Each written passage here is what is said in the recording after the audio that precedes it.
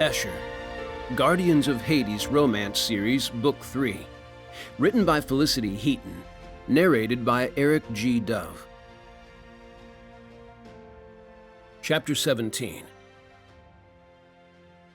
Aiko slowed as she placed her clothes back in her backpack, drawing out the process because she didn't want to leave yet, even when she knew it was necessary. When she felt Esher's gaze on her, she paused and looked over her shoulder at him, finding him stood in the doorway of his room, the pretty courtyard garden and the other wing of the house a beautiful backdrop for the god who was stealing her heart, or might have already stolen it.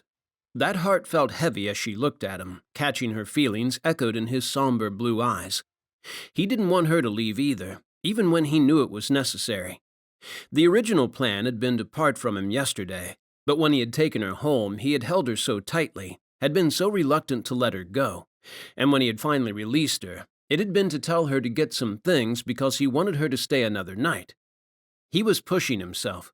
The fight that had happened with his white-haired brother Diamond when he had returned to the mansion with her in tow was testament to that.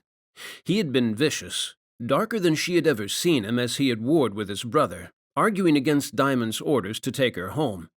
Diamond had eventually given in when Esher had promised to message Marek should he take a turn for the worse and the moon affected him, allowing the rugged earth god to take her home in his stead. Things had been strained for a while after Diamond had left, but Esher had settled as they had walked the grounds and watched television, and when she had cooked dinner for him for a change. When the moon had risen and she had seen only a sliver of it was missing, she had felt the gravity of what Esher had done.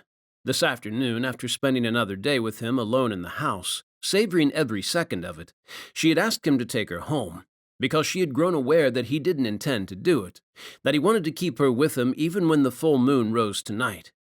He had told her about the way the moon affected him, and she could see that it was already playing on him, had shortened his temper and caused him to fight with his brother, and had him restless. All day he hadn't been able to keep still. He had spent most of it in the garden with her, walking the snaking paths with her, taking in the cherry blossoms, or walking without her whenever she grew tired and needed to take a break above the pond on the walkway outside his room. His restlessness had grown throughout the day, becoming pacing accompanied by glances at her that spoke of worry, fear. He was afraid of hurting her, feared that other side of him might emerge when the moon rose, and he found himself in the presence of a human. She was taking the decision out of his hands. "You don't have to go," he husked, the pain in it tearing at her, weakening her resolve. "I do. It's only for a couple of days." She smiled at him. She had discovered that he liked it when she smiled, and she was determined to keep on smiling for him, even when she hurt inside. Damn, she was going to miss him. "My parents are due home today, and I don't want them worrying when I'm not there." His expression darkened. "But I need you here," he bit out, and a flicker of regret crossed his face, and he looked away from her, fixing his stormy blue eyes on the pond to his left. "Sorry." She shook her head, crossed the room to him, and took hold of his hand. He looked down at it and then up into her eyes. "You did nothing wrong." She pressed her fingers to the palm of his hand and brushed her thumb over his knuckles. He huffed and shoved his fingers through the longer lengths of his black hair, pulling them back from his face as it twisted in agony. "I shouted at you." He had hardly shouted. She had seen him shout. His words to her had barely been raised, only a small snap in them as his emotions had gotten the better of him, nothing to apologize for. Before she could say anything, she was pressed against his chest, his arms steel bands around her as he pressed his nose against her hair and exhaled hard. "Gods, I'm gonna miss you." Aiko smiled at that, wriggled her hands free and wrapped her arms around his waist. She held him, offering him all the comfort she could. "I'm going to miss you too. You can text me, call me, whenever you want." She stroked his back through his light gray t-shirt. He pushed her back, gripping her shoulders and holding her at arm's length. "You mean that?" She smiled again. "Of course. Here, give me your details." She pulled her white phone from her backpack and he fished his out of the pocket of his blue jeans. He held it out to her and she transferred their details and a little something else she knew he might need. When she was done, he took it from her and stared at the screen, at the picture of her. It was a year old now, and her hair had been shorter, but the way his eyes lit up said he didn't care. He looked at her and then back down at his phone, and then at hers, and she frowned as he fumbled with his, pressing the screen. What was he doing?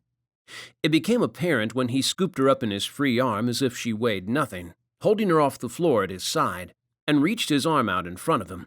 She smiled for the camera and leaned her cheek against his shoulder as he snapped the picture, and when he grumbled something and went to take another, she pressed a kiss to his cheek. He froze, leaned into the kiss, and then reluctantly set her down. She pulled his arm towards her so she could see the picture. This time she wouldn't have been able to contain her smile even if she had tried. Esher was blushing in it, his blue eyes wide as she kissed his cheek. Before he could protest, she transferred it to her phone. "It's an awful picture." He tried to get her phone from her, but she evaded him, giggling as he came close to catching her. "It's mine now. I'm keeping it." She dodged him again, edited the picture with some text and graphics, and added it to his name in her contacts. This time, when he reached for her phone, he did it in earnest, and she wasn't quick enough to get away from him. He had her phone in his hand before she could blink, but he was the one who blinked at her as he looked at the picture. "Watashi no kareshi?" He lifted his eyes to her, that hint of a blush on his cheeks again, tempered by the fire blazing in his eyes that told her he liked it, and that if she didn't leave soon, it was going to be even harder to leave, because she would be swept up in him again, in the need that overcame her whenever he looked at her that way, as if he would die without her. She nodded. "Would you prefer my lover?" He growled, swept her up into his arms, and kissed her. "Boyfriend is just fine with me." She kissed him back, and it was hard to force herself to stop and make him put her down, mostly because he kept growling at her whenever she tried, the inhuman sound leaving his lips no longer frightening her. When he finally set her down, the sun was lower.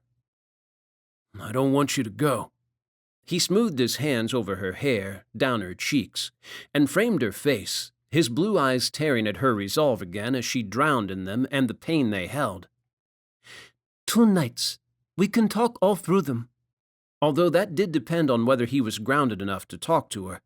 Diamond had caught her alone at one point yesterday and warned her that even when it wasn't a perigee, Esher could be a little different during a full moon. She refused to let that scare her. Esher let out a long sigh, slipped his hand into hers, and led her towards the main room of the house. When he reached it, he paused and looked as if he wanted to say something. He didn't. He walked with her to the door of the house, jammed his feet into his army boots, and waited for her to put on her shoes, and then took her hand again. "Ready?" He pulled her close to him. No, she wasn't. But she nodded even as that ache in her heart grew. He sighed again, wrapped her in his arms, and she closed her eyes as the world whirled around her. When it settled again, he continued to hold her, and she couldn't let him go either. She clutched his t-shirt in both fists, fighting tears that felt foolish and stupid, part of her wanting to hold them back so he didn't see them, so she didn't make this harder on him. She convinced herself to release him, took hold of his hand, and walked across the small play park where he had landed with her, towards her family's clinic. The door opened and she flinched as her mother bustled out, dressed in a blouse and pencil skirt that made her look more like she had just returned from a day at the office rather than a vacation. "Aiko!" her mother called, all smiles as she waved her hand. That smile dropped off her face when she noticed Esher.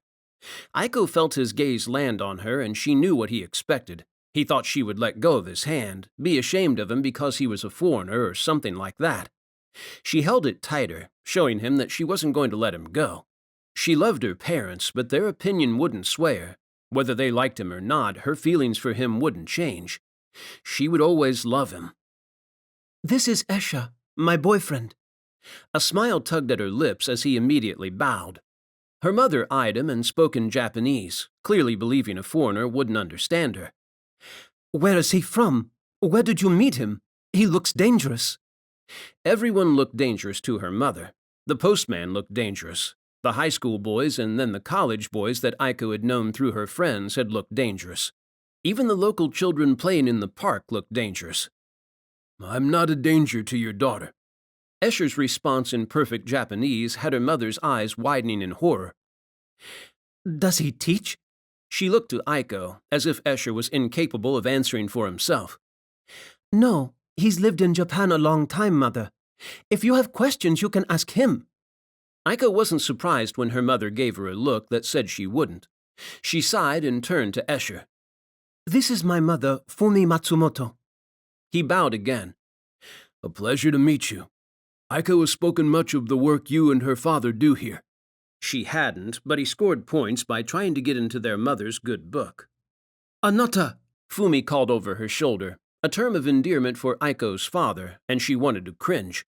Her gaze strayed to the sky as she waited for her father to appear, awareness that evening was falling growing stronger as the sun sank lower, painting the blue with swaths of pink and gold. Esher needed to go, but she knew that he wouldn't, not when her parents wanted to question him and see what sort of man had stolen their daughter's heart.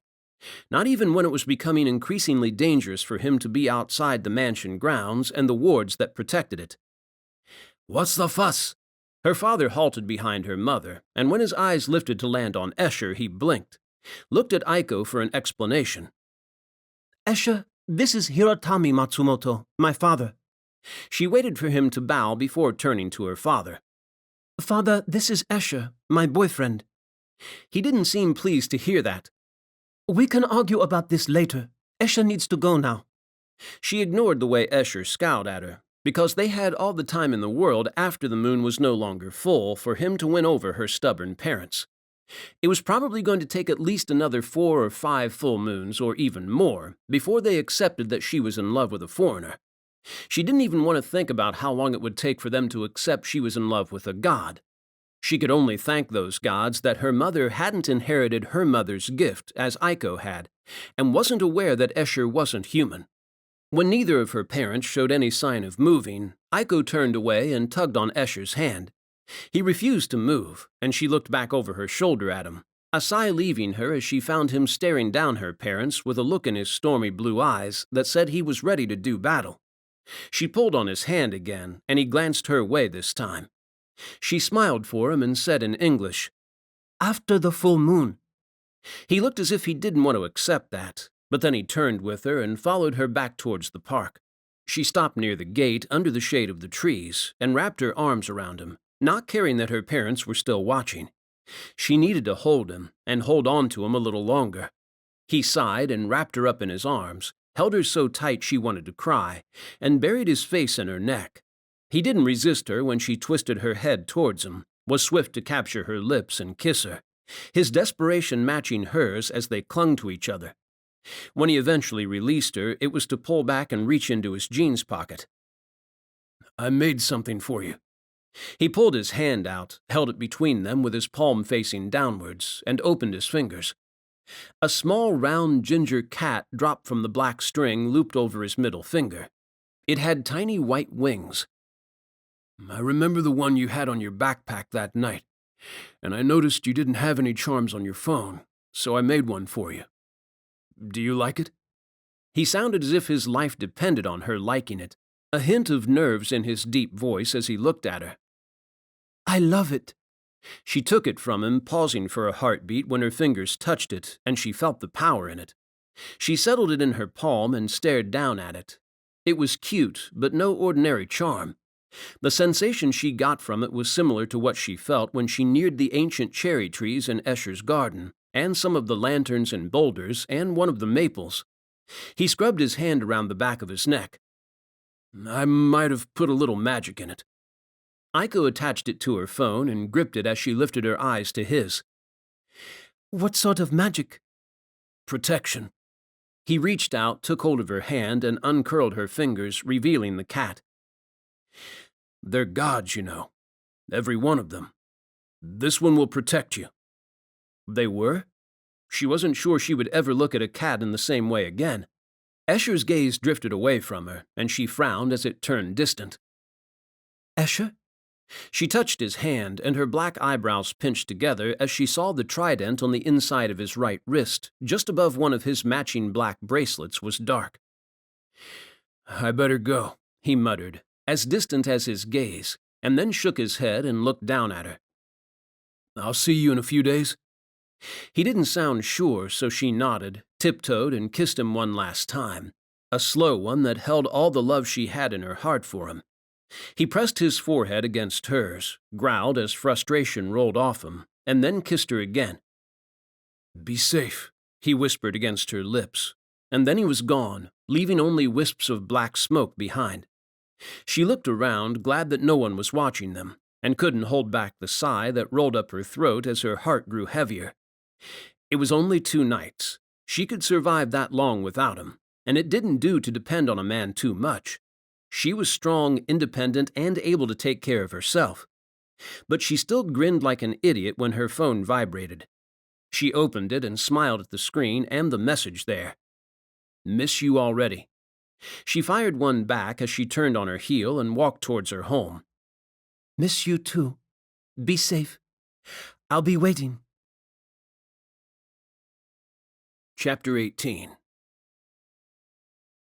Aries glared and stoked his mood, keeping it at a rolling boil as he sat on the dark red couch in the cream living room of his apartment, twisted at an angle and hunched over towards Megan where she sat beside him, her knees touching his and his hand in hers. At her mercy. He set his jaw, refusing to let his mood even out like it wanted to as she focused on what she was doing to him. "Remind me again why I'm doing this," he growled low, showing her just what he thought about what she was doing to him. Her soulful brown eyes left her work to meet his, shining with amusement over what she was doing, and a lot of warmth and love. Gods, he loved her. Maybe that was the reason he was putting himself through this. He would do anything for her, a trait that had earned his brothers calling him everything from sentimental prick to lovesick idiot. He didn't care. The only thing that mattered was Megan looking at him like this, her eyes bright and smile quick to come as she pushed her rich brown shoulder-length hair behind her ear and went back to work. He raked his eyes over her, down her fitted teal jumper to the dark blue jeans that hugged her lean legs, to her pink-tipped toes. Like candy. He wanted to kneel before her and suck on them. "You lost a bet, remember?" Her words had him forgetting worshipping her and going back to glaring at her. He grumbled at that little reminder. It had been a stupid bet, and he hadn't imagined this would be the forfeit for losing it. "I'm being nice to you, and you only have to wear it for a week." She moved, angling her body away from him as she reloaded her weapon, and he scowled at his nails as she turned back to him and painted another one with a second coat of black lacquer. "I could have chosen pink." He dropped his eyes to her toes and shuddered. He supposed she could have, but he still wasn't amused by this plight. A week. His beautiful vixen knew how to torture him. She was good at painting nails, though, hadn't got a speck on his skin yet. He cocked his head to his right, and the black did look pretty good on him. A swirling sensation went through him. "Wait!" She swatted his hand when he grabbed the brush from her, clumsily put it into the fiddly pot, and stood. "Time to go, sweetheart." He held his hand out, his holster whipping into it as he pulled Megan against him, and pictured Central Park and the gate there. "Fucking demons!" Megan snapped as she clung to him, her words echoing in the brief flicker of darkness as he connected with the underworld and bounced back out again, landing on the dewy grass in the middle of the dark park. His thoughts exactly, but he was pissed at the disturbance and the fact a demon was daring to near the gate, and she was pissed about his nails. He focused on them as he released her and tossed his guns to her, releasing just enough control over his power to allow his heat to dry them. It was second nature to control it around Megan now, but it still slipped beyond his grasp from time to time. He'd had to buy her a lot of new clothes since she had moved in. Megan slipped her arms into the black leather holster and drew one of the silver guns, checked it was loaded like a damn expert, and eyed the darkness. It was quiet. Too quiet. "You sure you sensed—" She cut off with a squeak as he pushed her behind him and slammed his fist into the demon that had suddenly appeared behind her, sending the male sprawling out on the grass. The male crab-crawled backwards, trying to gain some space. Aries stalked towards him and cracked his knuckles. "You be careful of that polish." He wasn't sure whether Megan aimed that order at him or at the demon. The male popped to his feet, turned tail, and ran. Aries huffed. He hated it when they ran. Why attack his damned gate and then run? Demons needed to learn to have a little backbone and follow through with a plan when faced with them. It would make it quicker to deal with them. He took a step forwards, intending to chase the male, and frowned as he slowly turned his head to his left. Another demon sauntered across the grass towards him, a female with blonde hair tied in massive waves at the back of her head, a dark gold metal bikini that was all swirls and spikes, and eyes that glowed gold in the dim light from the street lamps. A Valkyrie? Wings erupted from her back as she launched at him, hitting him at the speed of a train, sending him flying through the air with her. Gunshots snapped through the still night, bullets whizzing past the Valkyrie's half-leather, half-feather wings as her clawed talons closed around his throat. He growled and unleashed more of his power, and she hissed through sharp teeth and dropped him as she recoiled. He stepped, disappearing and reappearing next to Megan, who didn't take her eyes off the winged bitch. What the fuck is that? She fired again, once, twice, a third time as the Valkyrie swooped. The bitch shrieked as the bullet tore through her bare calf and went down, hitting the grass and skidding across it. Bullets wouldn't kill this one. They would only piss her off. Valkyrie! He risked a glance at Megan, taking his eyes off the female for only a split second. She was gone when he looked back, though, and he turned in a circle, keeping Megan in his line of sight so the female couldn't target her. A demon, one of the powerful sort. Think of them as a sort of mashup between immortal angel, demon, and a harpy. She's not a true harpy, just an offshoot from that species. But she's just as dangerous. She'll have a charm, an enchantment that protects her. We'll need to break it. Easier said than done. The Valkyrie proved that by swooping out of nowhere, grabbing him by the throat and lifting off with him again, taking him high into the night sky. He growled and grabbed her arms and unleashed more of his power, letting flames lick over his hands. The smell of scorched flesh filled his nostrils, and she screamed like a banshee, but didn't let go this time. Resilient bitch. Ares! Megan called, and he could feel her fear, her need to see he was all right. So he unleashed a little more of his power. Might have gone supernova and lit up the whole fucking sky for her. Flames licked over every inch of him, and over the Valkyrie, too. The second they touched the gold-feathered tops of her wings, she released him. He didn't release her. He dug his nails into her flesh and growled as he sent all the flames covering him rushing down his arms and over her body. She cried out and lashed out at him like a wild thing, slashing with her talons. Fire seared him, blazing along each slash, but he held on, stoked the flames, and grinned as she unleashed another long, ear-splitting shriek as her flesh charred beneath his hands. You picked the wrong brother to fuck with. Her golden eyes snapped down to him, all the fires of the underworld raging in them. She got her feet against his stomach and kicked hard. He didn't have a chance to teleport. He hit the grass like a meteor, carving a groove in it and ending up in a crater in the dirt, earth showered all over him. Every inch of him burned, a combination of pain from the impact and the heat of his own flames. Flames that he loved, but that had consequences when he unleashed them like that. Not even the best fire-retardant material could withstand them. He grunted as he hauled his naked ass out of the crater just as Megan came stumbling to a halt near the pushed-up dirt around its edges. He looked up at her as she stared down at his body. You doing a Superman sort of thing?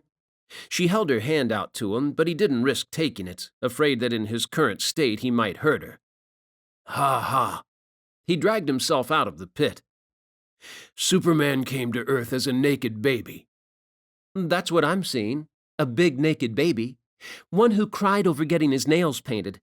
She ignored him when he tried to stop her from taking hold of his hand, resisting his attempts to gently swat her away. At least they're still in one piece, which was more than she could say for him. He huffed and brushed the dirt off himself. Any idea what part of her I need to break?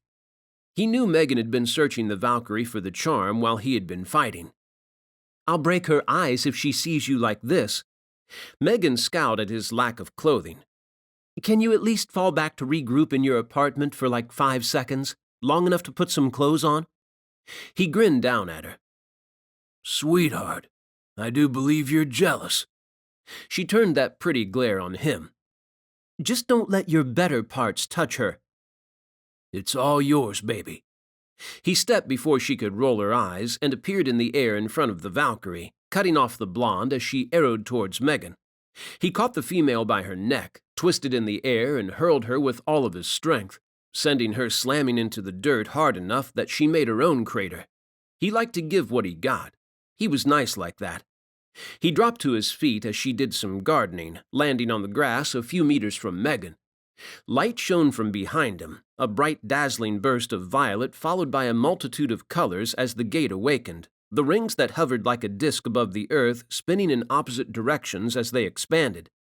Valkyrie stared at it as if it was precious and she wanted it, needed it more than life in her breast. Movement on the edges of his senses had him glancing towards Megan, a desire to pull her to him and shield her bursting to life inside him. But she moved too, raised her gun and pulled the trigger, nailed the other demon between his eyes. The male slumped and twitched on the ground like someone had pumped 50,000 volts into him. Megan put another 2 rounds in his skull.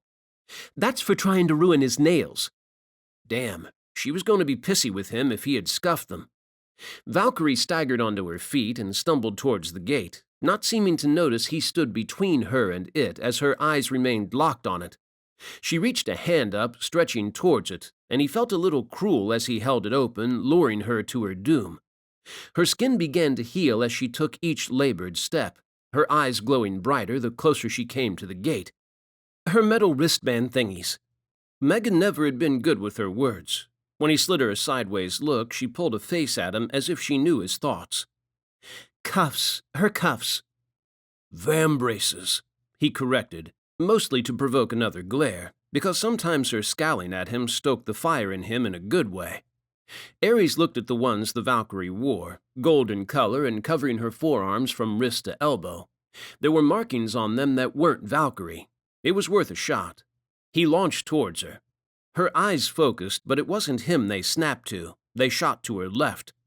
A patch of violet fog grew there, swirling outwards and growing rapidly, and a sensation of dread went through Ares. He changed course, heading towards Megan, and reached her just as a pale hand emerged from the portal, and a disembodied voice spilled from it. "You are needed elsewhere." The male hand gripped the Valkyrie by her wrist and pulled her into the violet smoke as she opened her mouth to protest, and then the portal disappeared. Ares didn't let his guard down. He scanned the park as the gate slowly shrank to his right, keeping Megan tucked close to him, his heart pounding and adrenaline surging through him as he waited. Waited. When nothing moved for close to 10 minutes, he let out a long, slow breath and loosened his grip on Megan. "You think she's the one after your brother?" Megan moved forwards just a step so she was level with him, but it was enough to have his heart lodging in his throat and a need to pull her back racing through him. He swallowed and nodded, because it made sense to him in a way, but not in others. "I need to speak with my brothers." He stepped with Megan, landing in their apartment above Central Park, and caught the phone she tossed at his back as he paced towards the bedroom, using his power to bend it around to his hand. She had started playing keeper of the phone when he had melted his last one during a fight. It eased him to know she had it, too, that she could contact his brothers for help if he needed it, or if she needed it. He fired off a message calling a meeting in 10 minutes, and even that short span of time felt like an eternity as he washed off and dressed in a fresh pair of black jeans and a matching t-shirt and found another pair of boots. When he was ready, he held his hand out to Megan. She placed hers into it, stepped into his embrace and kissed him as he teleported with her, soothing his temper and easing his fear. She was safe, but gods, he had been so afraid the Wraith would target her. It wouldn't take much for such a powerful demon to kill her. They landed in Seville, in warm morning sunshine on the broad paved deck outside a sprawling white villa, with a ribbed terracotta roof that stood on a hill above sweeping plains that seemed to stretch forever around him. The air was thick with the scent of the nearby olive groves that lined the sides of the hill and dry earth, and the buzzing of busy insects. Karras paced the length of the white wall of the villa, his press-tailored black slacks and shirt out of place in such a remote, wild, and desert-like place. His older brother worried his black hair, raking his hands over it again and again, not noticing him. He had been on edge since getting Aiko to read his mind, as if he feared the tiny human. Or maybe he feared what she might tell them. Whatever his brother was hiding, it would come out eventually, whether he liked it or not. Things had a way of happening like that. Karras couldn't control everything in the way he controlled himself, even if he liked to think he could. Marek lounged on a wooden recliner in the dappled shade of one of the larger trees to the left of the villa, yawning as he stretched, his pale linen shirt and earthy brown trousers far more suitable clothing for the climate. Cal sat in the recliner next to him, dressed in cargo shorts and a black tank that fitted to his athletic frame and revealed packed muscle, his bare feet on the padded seat and his eyes concealed behind sunglasses as he sipped icy fruit juice like he was on vacation. Diamond appeared looking worn down as he slumped into a chair on the covered area of patio to Aries' right, next to the wooden table. Nothing up at the Tokyo gate yet. That was good news, at least. Did Aiko go home? Karras finally stopped pacing. Diamond nodded. A day late, but she's home now. Esher isn't happy. He not so politely kicked me out when I went to see him. Aries could understand that, but he had a feeling they would be disturbing him again soon enough, even when he didn't want to worry his brother when he had enough on his plate coping with the sway of the moon. It was strange having a meeting without him. It wasn't the first time they had done it, and Esher never really said much during the meetings he did attend, but Aries still felt his absence. He felt for his brother, too, stuck in the mansion, wrestling with himself because of the damned moon, and unable to be around his woman. Gods, it was weird to think that. Esher with a mortal? Unthinkable. Insane. But then love often picked the craziest of choices or made people do the craziest of things. Valen became a case in point as he appeared, still tugging his black t-shirt on and smoothing it over his combat trousers. His hair a neon shade of violet. What happened? Diamond jerked his chin towards Valen when Valen looked at him, his eyes on his hair. Valen rubbed a hand over the long lengths that swept over the top and hung down to his jaw on his right side and scrubbed it around the chopped sides and back. Ava did it. Pretty cool, huh? She said it suited me. He didn't look sure. Everyone stared at him. It was strange seeing Valen so happy and so damned colorful. Aries shrugged. It did suit him, though. You look like a pansy. He grinned at Valen. Valen glared at him, and then it melted away as he looked down, and a slow smile curved his lips. You're one to talk. Aries hiked his broad shoulders again, raised his hand, and admired his black nails. I lost a bet, and this is my forfeit. And I sort of like them. Valen chuckled at that. Karras looked unimpressed, as if a change in hair color and painting of nails was a sign the entire group was unraveling and going to lose against the demons. Karras never really had figured out how to live a little. So what's this meeting about? Valen looked to Karras, who pointed at Aries. New York just got hit, and we're not talking regular demon this time. We're talking our enemy.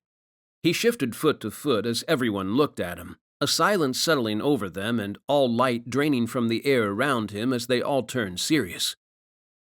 A Valkyrie. It's been a while since I fought one, and longer since I killed one.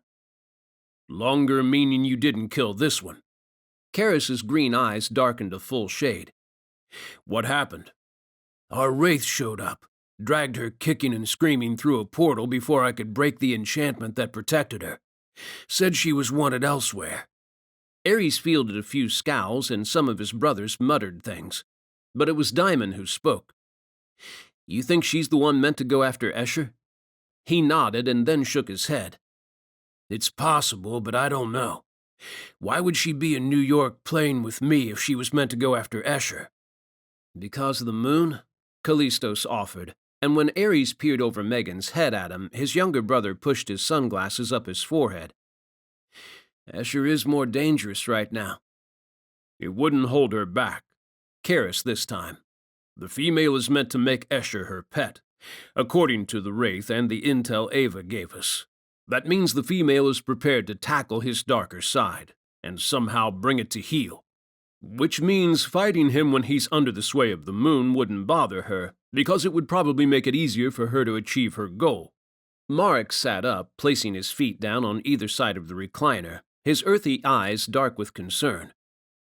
But right now he's protected.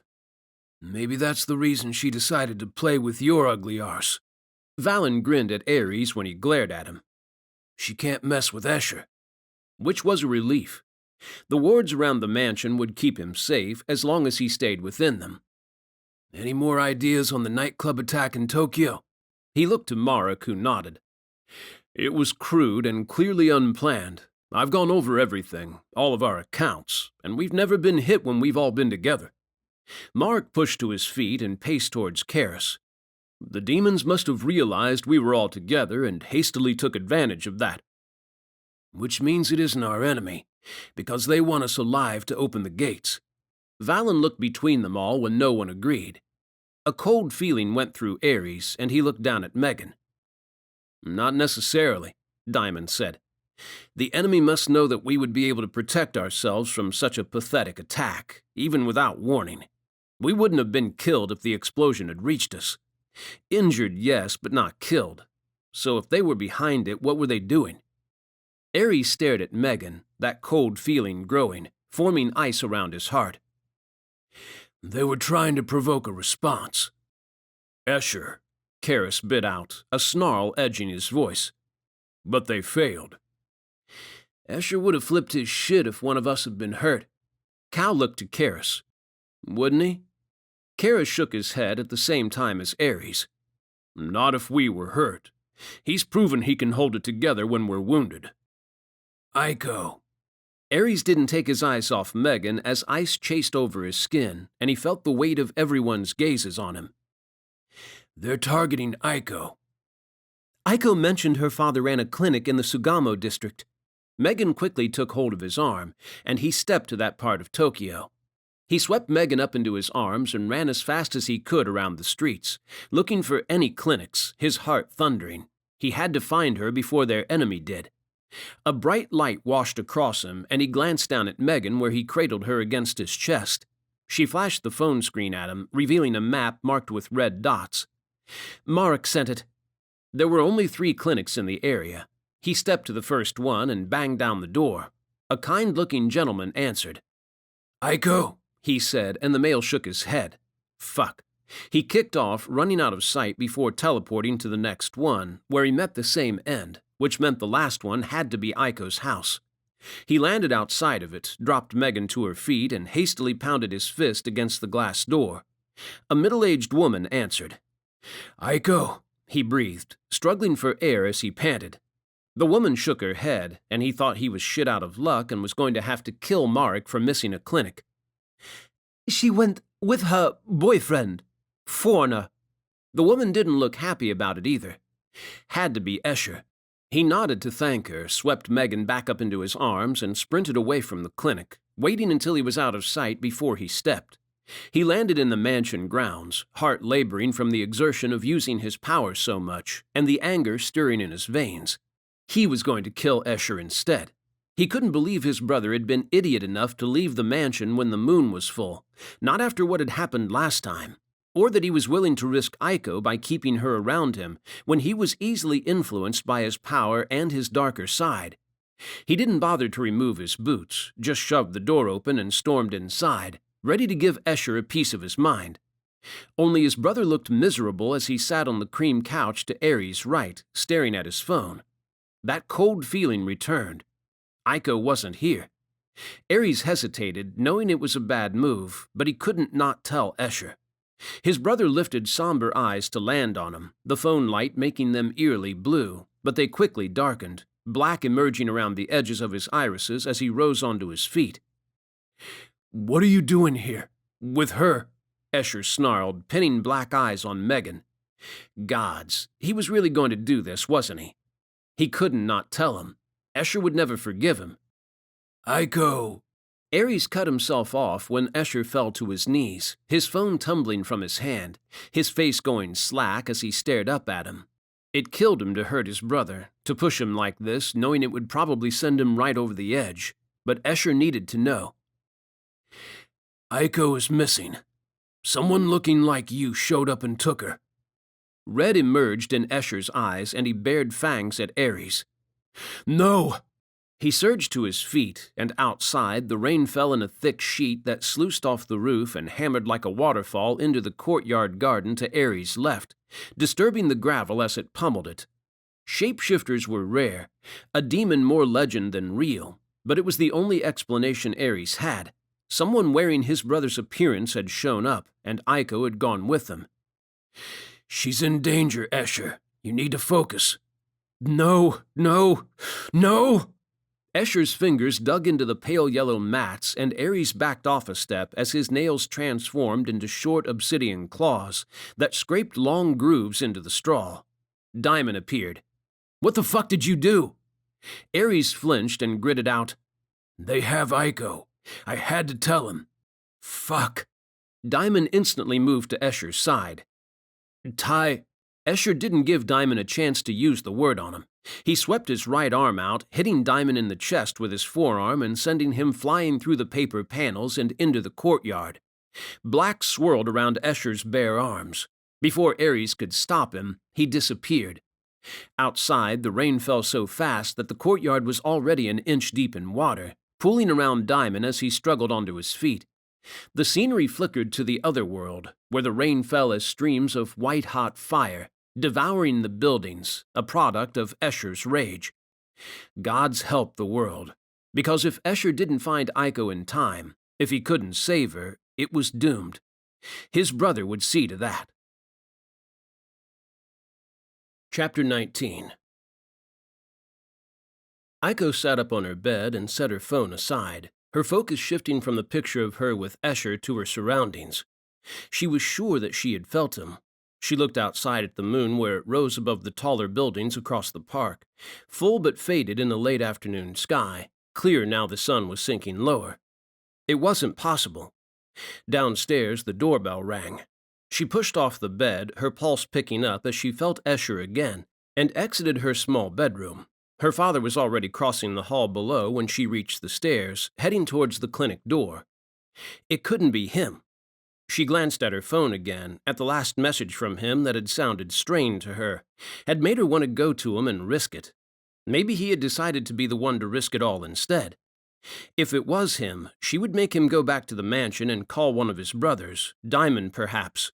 He seemed to have the most influence over Escher. She reached the bottom step and tucked her phone into her jeans pocket as she crossed through the clinic to her father where he stood at the door. Sure enough, Escher stood on the step. Her father gave her a look that conveyed how unimpressed he was with her boyfriend showing up, and then sighed and walked away, leaving her alone with Escher. "What are you doing here?" She moved to stand in the door. The moment she was within reach, Escher grabbed her wrist and pulled her out into the street. Warmth curled around her, both from his touch and the fading heat of day. "Wait." She twisted free of his grip, went back into the clinic, and slipped her shoes on. She barely had the laces tied before he grabbed her again, pulling her with him. "What's wrong?" She looked up at the back of his head as he marched her towards the park, into the shadows beneath the trees. "Is the moon affecting you?" "No." He snarled that word and she tensed, but then he softened as he added, "Yes." He rubbed his hand across his brow, causing his blue-gray shirt to tighten across his shoulders as he wiped beads of sweat away. Was he sick? "You should be back at the mansion." She reached for her phone. "I should contact Diamond." Escher hadn't been happy when Diamond had given her his details, but she was glad that she had ignored his outburst and had taken Diamond's number now. "No." He turned sharply and reached for her phone, and she held it behind her and frowned at him. "You need to go home." She could see it in his blue eyes as they glowed and feel it in the tightness of his grip on her. "I'll go with you." That seemed to please him, and his hand loosened around her wrist. She went with him as he started marching again, pulling her along at a rapid pace that she struggled to keep up with as he crossed the road to the shadows of the buildings, and from there towards the center of the district. Her eyes lifted to the back of his head again as something felt off to her. "Why aren't you teleporting me there?" He glanced at her and a streak of light caught him, turning his skin golden, and threading the longer lengths of his black hair with pale highlights. He flinched and sank deeper into the shadows, avoiding the light. Or maybe her question. For a moment, he looked as if he wouldn't answer, as if her question had caught him so off guard that he didn't have an answer to give her because he wasn't sure himself. But then he turned to face away from her again and spoke. "The moon makes it difficult for me," he bit out, voice a low snarl of agony that she could feel in him. She moved closer to him, and he didn't back away this time, didn't flinch from her touch as she stroked his cheek. Her poor Esher. She hadn't realized the moon would have such a terrible effect on him. He looked sick. He twisted away from her again, and she looked down at his hand on her wrist as they hurried towards the main road, at the way he was holding it tightly, as if he feared her breaking free. She had to call Diamond. Something was wrong with Esher.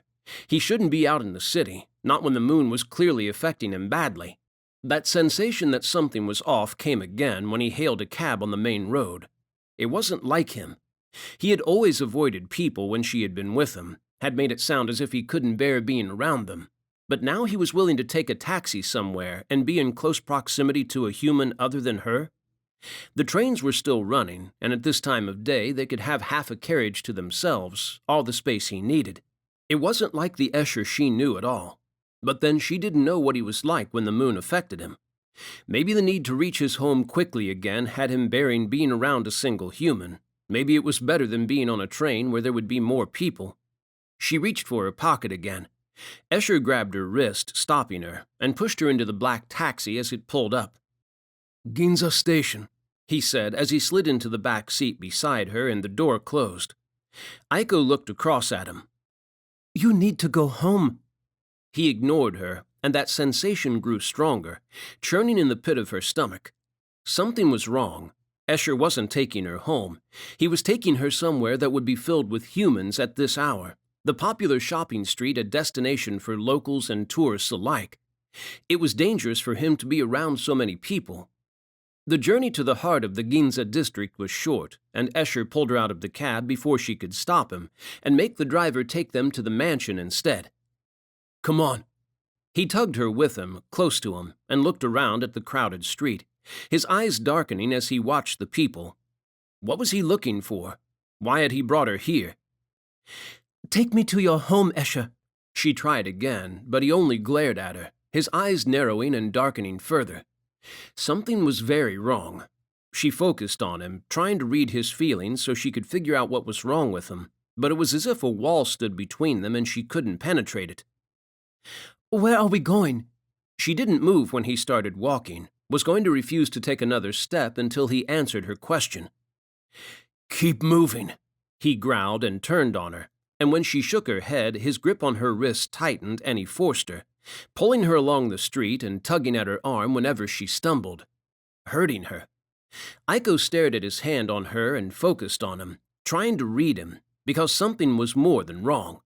Esher had shown her countless times, had told her to her face that he was terrified of hurting her, but now he was squeezing her wrist so hard it felt as if her bones might break. It wasn't like him.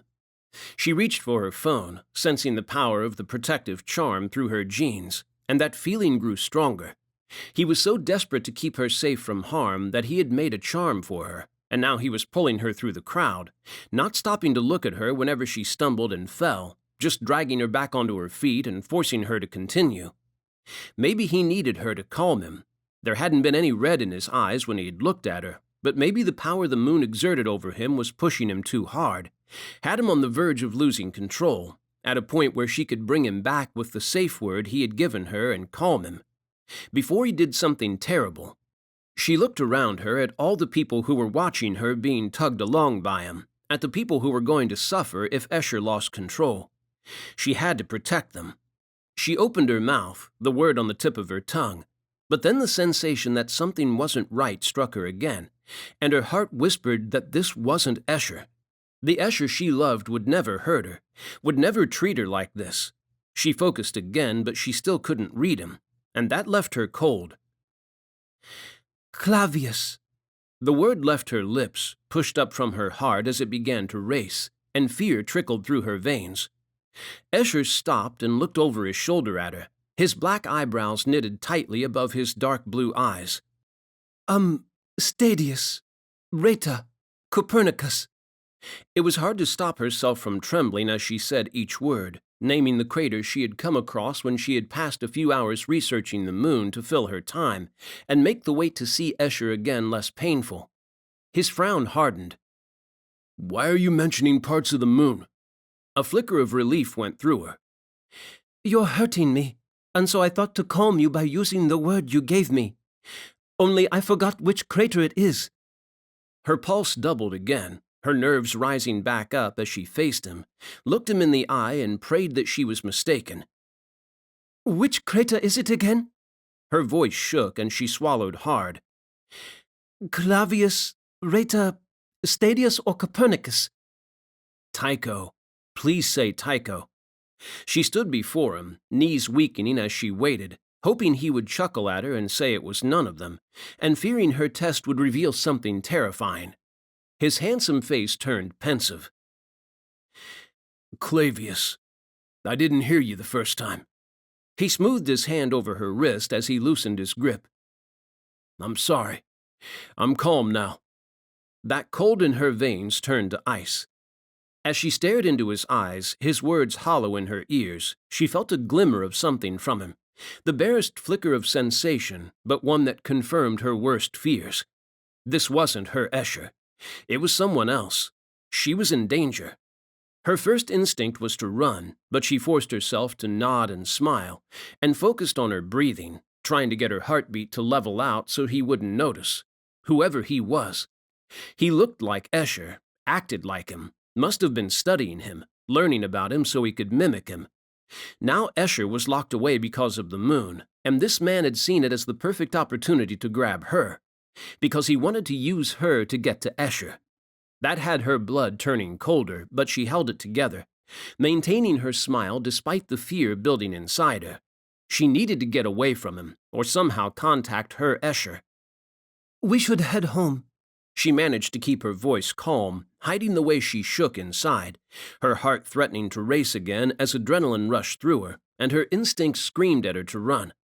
Because this person before her was a demon, one of Esher's enemies. She felt sure of it as she looked at him as he wiped a hand across his brow again, clearing the sweat. Esher had told her that demons couldn't stand the sunlight, that it hurt them and weakened them. Now the fake Esher sticking to all the shadows and choosing to ride in the taxicab where the tinted windows would offer respite made a sickening sort of sense. Fake Esher was a demon, dangerous to her, more powerful than she was but also weak right now, vulnerable in a way she might be able to exploit in order to escape. "Let's go home." She placed her hand into his. He looked down at it and then up into her eyes. "No, I can't. The gate needs me." Was fake Esher going to target the gate? Esher's enemies wanted to destroy them to merge the underworld with this one, creating a single realm. She couldn't let this person attack the gate. She had to do something. She just wasn't sure what she could do. Fake Esher pulled her along and she went with him, racking her brain and trying to think of a plan, something that would stop him from attempting to reach the gate. She kept her eyes on him and struggled to keep up so the people passing her by wouldn't think she needed their assistance, even when she wanted to scream for help. If someone tried to aid her, the demon would kill them. She was sure of it. She wouldn't place people in danger like that.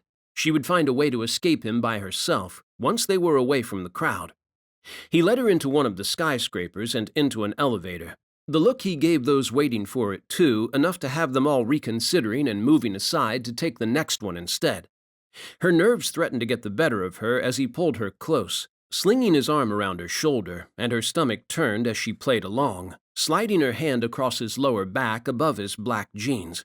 She slipped her other hand into her pocket. His eyes darted down to it, and he smiled as he turned towards her, took hold of her arm, and pulled her hand out again. "I just want a moment alone with you. I've missed you. Once we've dealt with the gate, we can go home." She relaxed and nodded, and he glared at her phone that poked out of her pocket, looking as if he was going to demand she hand it over. "I won't call anyone. Don't worry." She pushed it back into her pocket and held her smile in place. "I was only going to have it ready to take another picture.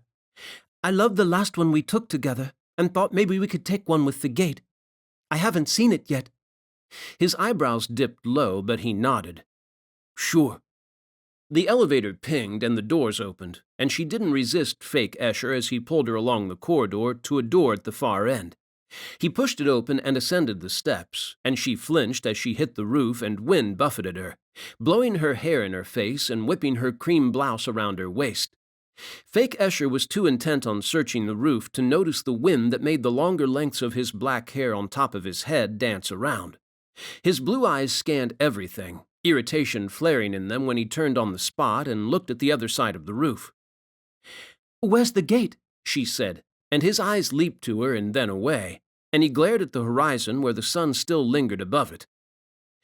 "It will open soon." He looked confident about that as he stalked towards the center of the roof. Aiko looked out across the incredible panorama, taking in the city that stretched around her, pockets of taller buildings creating an undulating skyline. She spotted Sugamo just off to her right, and further to her right and closer to her was the sprawling green that surrounded the Imperial Palace. To her left, Tokyo Tower speared the sky, bright orange and almost glowing in the sunshine. It would have been beautiful if she had been standing here with her Esher. She glanced down over the edge of the roof, at the stomach-turning drop to the busy street below, and then followed fake Esher when his eyes landed on her, and she felt his impatience. As she neared the other end of the roof, the air began to hum with power. It vibrated through her, lit up her body, and had her gravitating towards it. Fake Esher's gaze tracked her as she drifted forwards, towards the source of the power. There was nothing there, just an expanse of gray roof, but at the same time there was something. She could feel it. Dark, powerful, like nothing she had ever felt before. "I feel it, but I can't see it." She paced the area, and then lifted her head and pinned her gaze on fake Esher. "Should I be able to see it?" "Humans can't." He turned and scowled at the city and the sun and then moved closer to her. "But you'll be able to see it when it opens." So he knew she wasn't wholly human, that she had a power of her own. "You can get your phone out now." Fake Esher's cold tone had her looking his way again, pulling her gaze away from the patch of roof where the air hummed strongest. She pointed to it. "There's no gate. I wanted to take a picture of us with the gate, not with a roof." His blue eyes narrowed and he took a hard step towards her. "I need you to get your phone out and message my brother. I'm not feeling so good." No. He wanted her to message one of his brothers because he wanted word to reach Esher, because he knew Esher would come for her, and then the demon would force him to open the gate. She shook her head and backed off a step. "If you're not feeling well, we should just go." His jaw tensed and he held his hand out to her. "Give me your phone." "Use your own one," she countered. He was quick to respond. "I forgot it." He was even quicker to close the gap between them. She gasped as he appeared before her and turned to run, but he grabbed her arm in a bruising grip and yanked her to face him. She shoved her hands against his chest. "You're hurting me." He growled, twisted her arm, and she cried out as pain blazed up it. "Just give me the fucking phone." Tears filled her eyes as her arm throbbed, the pain so intense it stole her breath, and she wanted to shake her head, but the look in his eyes warned her that he would hurt her worse if she didn't do as he wanted. Her fingers shook as she reached her free hand into her pocket and fumbled with her phone. Before she could try to send a blind call for help to someone, fake Esher grabbed her wrist and pulled her arm up, forcing her to pull her phone from her pocket. He smiled coldly, reached for the phone, bellowed in agony as he went flying across the roof to land hard against an air conditioning outlet. Aiko looked down at the glowing ginger cat charm dangling from her phone. Her phone vibrated, the small display on the cover revealing Diamond's name. Fake Esher lumbered onto his feet and shook his head, snarling dark words in a tongue she didn't know. Before she could open her phone and warn Diamond that a demon had her and tell him not to let Esher know and to come for her, the demon appeared before her again and knocked her hand, sending the phone tumbling across the flat gray roof. Only when she looked up, her heart lodged in her throat. It wasn't fake Esher standing before her. It was a beautiful tall woman with long deep violet hair that shimmered black in the light, and eyes like quicksilver, silvery pools that constantly shifted and changed, swirling as Aiko stared into them. Her black painted lips twisted in a cold smile. Aiko gasped as the woman grabbed her by her throat, hauled her off her feet, and marched her towards the edge of the roof. She frantically shook her head, her pulse rocketing as she looked down, and the edge of the roof appeared below her feet, and then there was nothing but a terrifying drop to her death. "Please!" She grappled with the woman's arm, holding it tightly as fear swamped her, and she tried to reach for the edge of the roof with her toes. The woman pulled her back, and she breathed a little easier as her feet touched the raised wall. "What do you want with me?" "First, I want you to message that bastard of yours." The woman glared at the phone on the roof off to Aiko's left. Aiko breathed through her fear, calming herself enough that she could focus again, and turned that focus on the woman. It was hard, but it wasn't as difficult as when she had tried to read Karis. "And then what?" She had to keep the woman talking, keep her distracted so she had time to go deeper, to penetrate the layers of fog that clouded her thoughts. The woman's smile widened. "And then you become Esher's collar. With you in my possession, he will do anything I demand, even turn on his own brothers." No. Her focus faltered as cold swept through her. She couldn't let that happen. Hurting his own brothers would kill him, but she was sure he would do it for her. He would bear the pain because he loved her. She wasn't going to let this woman put him through that hell. She had to get away somehow. Aiko focused on the woman again and pushed harder this time, forcing herself to keep going even when her head ached and her nose stung as if she was going to get a nosebleed. A hazy feeling came to her. Fear. Not her own. The woman was afraid. Of Esher? His brothers? She focused harder and managed to penetrate the woman's mind, enough to catch a few words. It wasn't Esher or his brothers the woman feared. It was another woman. Someone powerful, someone who would kill her if she failed in her task. Esher was vital. A key. Key to what? Them winning or something else? "Get your phone and make the call." The woman pulled her towards her, and Aiko shook her head. "No." She wouldn't alert Esher to her plight, because he would fall right into the woman's hands, and she couldn't let that happen. The moment her footing felt sure enough, she pushed forwards, barreling into the woman. When she knocked the woman backwards, surprise rang through her. She had expected a demon to be stronger, able to withstand her slight weight. Maybe she wasn't strong. Maybe the reason she hadn't held Aiko over the drop for longer than a few seconds was because she had been weakening and had feared dropping her. Aiko kicked her hard in her shin, broke free of her grip, and ran for her phone. If she could just get hold of it, she could use the power of the charm to repel the demon. The demon snatched her wrist before she could reach it and twisted with her, spinning her back towards the edge of the roof. She hit it, screamed as she toppled forwards and lost balance, tumbling over the edge. The woman snagged her arm, and Aiko screamed again as she slipped through the demon's grip. The woman grunted and lurched forwards with her stomach hitting the raised edge of the roof, but she managed to keep her hand locked around her as it hit Aiko's wrist. Aiko looked down, heart hammering and on the verge of stopping as the street below zoomed in and out. "Give me your other hand." The woman lowered her free one. Aiko scrambled, trying to grab it, swinging wildly as the woman grunted with each attempt that pulled her closer to falling too. Part of her said to pull the woman over the edge with her, that she could spare Esher if she sacrificed herself, because she was sure the fall would kill the demon too. Esher. The thought of never seeing him again brought tears to her eyes. She couldn't do it, not even to save him. She wasn't strong enough. She redoubled her effort, desperately trying to get hold of the demon's other hand as the woman stretched it towards her legs flailing beneath her. Her phone vibrated again, and the woman looked towards it, and Aiko was glad that she couldn't answer it and lure Esher to her, that the charm would protect it from the demon. She knew that it was him calling now, because rain came out of nowhere, hammering her and getting in her eyes as she fought to reach the demon's other hand. He knew she was in trouble. He was coming for her. If she could just hold on, just claw herself back up onto the roof, she could attack the woman again, and maybe this time get the upper hand. She could reach her phone and make a run for it, telling Esher where she was so he could save her.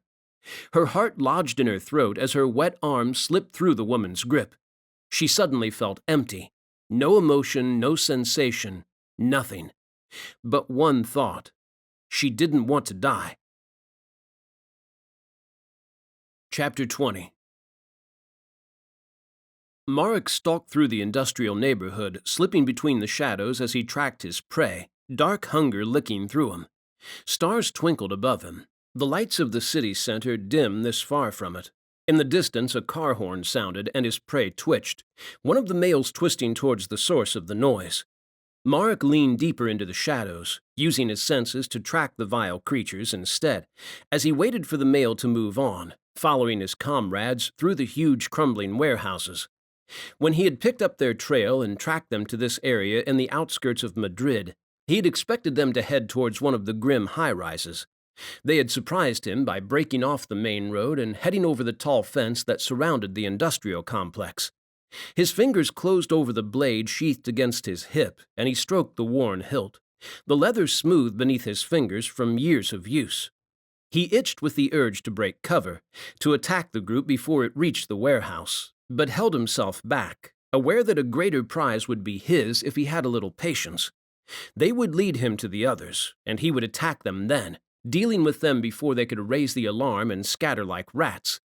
When the small group moved on, he slipped from the shadows and along the side of one of the buildings, keeping close to it and using the boxes and dumpsters as cover. He reached the next warehouse and paused, assessing the route ahead of him. His smile was slow as the group banged on the door of the next warehouse along.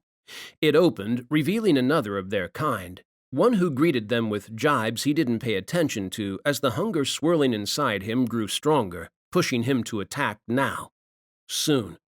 He would drench his blade in blood soon enough, would scratch this itch that wouldn't leave him alone, had been irritating him for close to a week now, telling him that he had gone too long without a fix. Gods, he needed it. The group moved inside, and he almost groaned as he finally broke cover, awareness of what was to come, that his patience had paid off, sending a hot jolt of pleasure through him. Now. He stalked towards the corrugated steel building, his heart pumping harder with each step, muscles coiling tighter. He grinned as he pulled the curved blade from his black combat trousers, and it flashed silver beneath the lights mounted on the sides of the warehouses. His senses reported 20 of them. No, 30. He did groan now, a low moan of pleasure as he quickened his pace, the hunger to get started overwhelming him now that he knew so many of them were in one location. His for the killing. His lips stretched into a broad grin, flashing his emerging fangs. The bastards wouldn't know what had hit them. It was going to be glorious. 30 of the rats against him, the odds in their favor because he would stick with his vow to use only his blade, this blade against them. Marek looked down at it, at the beauty of it as it curved from his palm, the metal nicked in places, worn from centuries of use.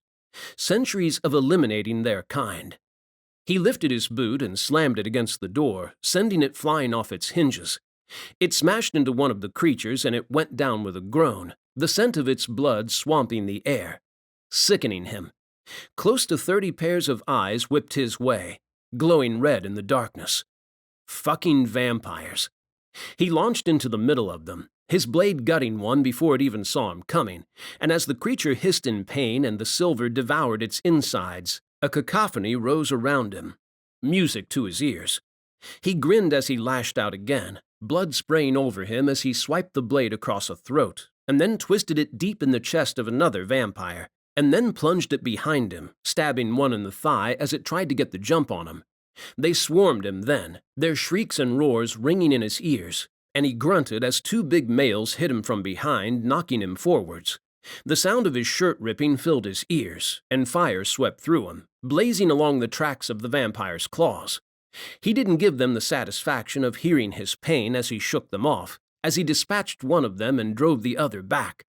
He made no sound as he blocked and parried, shoved his blade into the heart of another, and then cut a female's throat and kicked her away from him.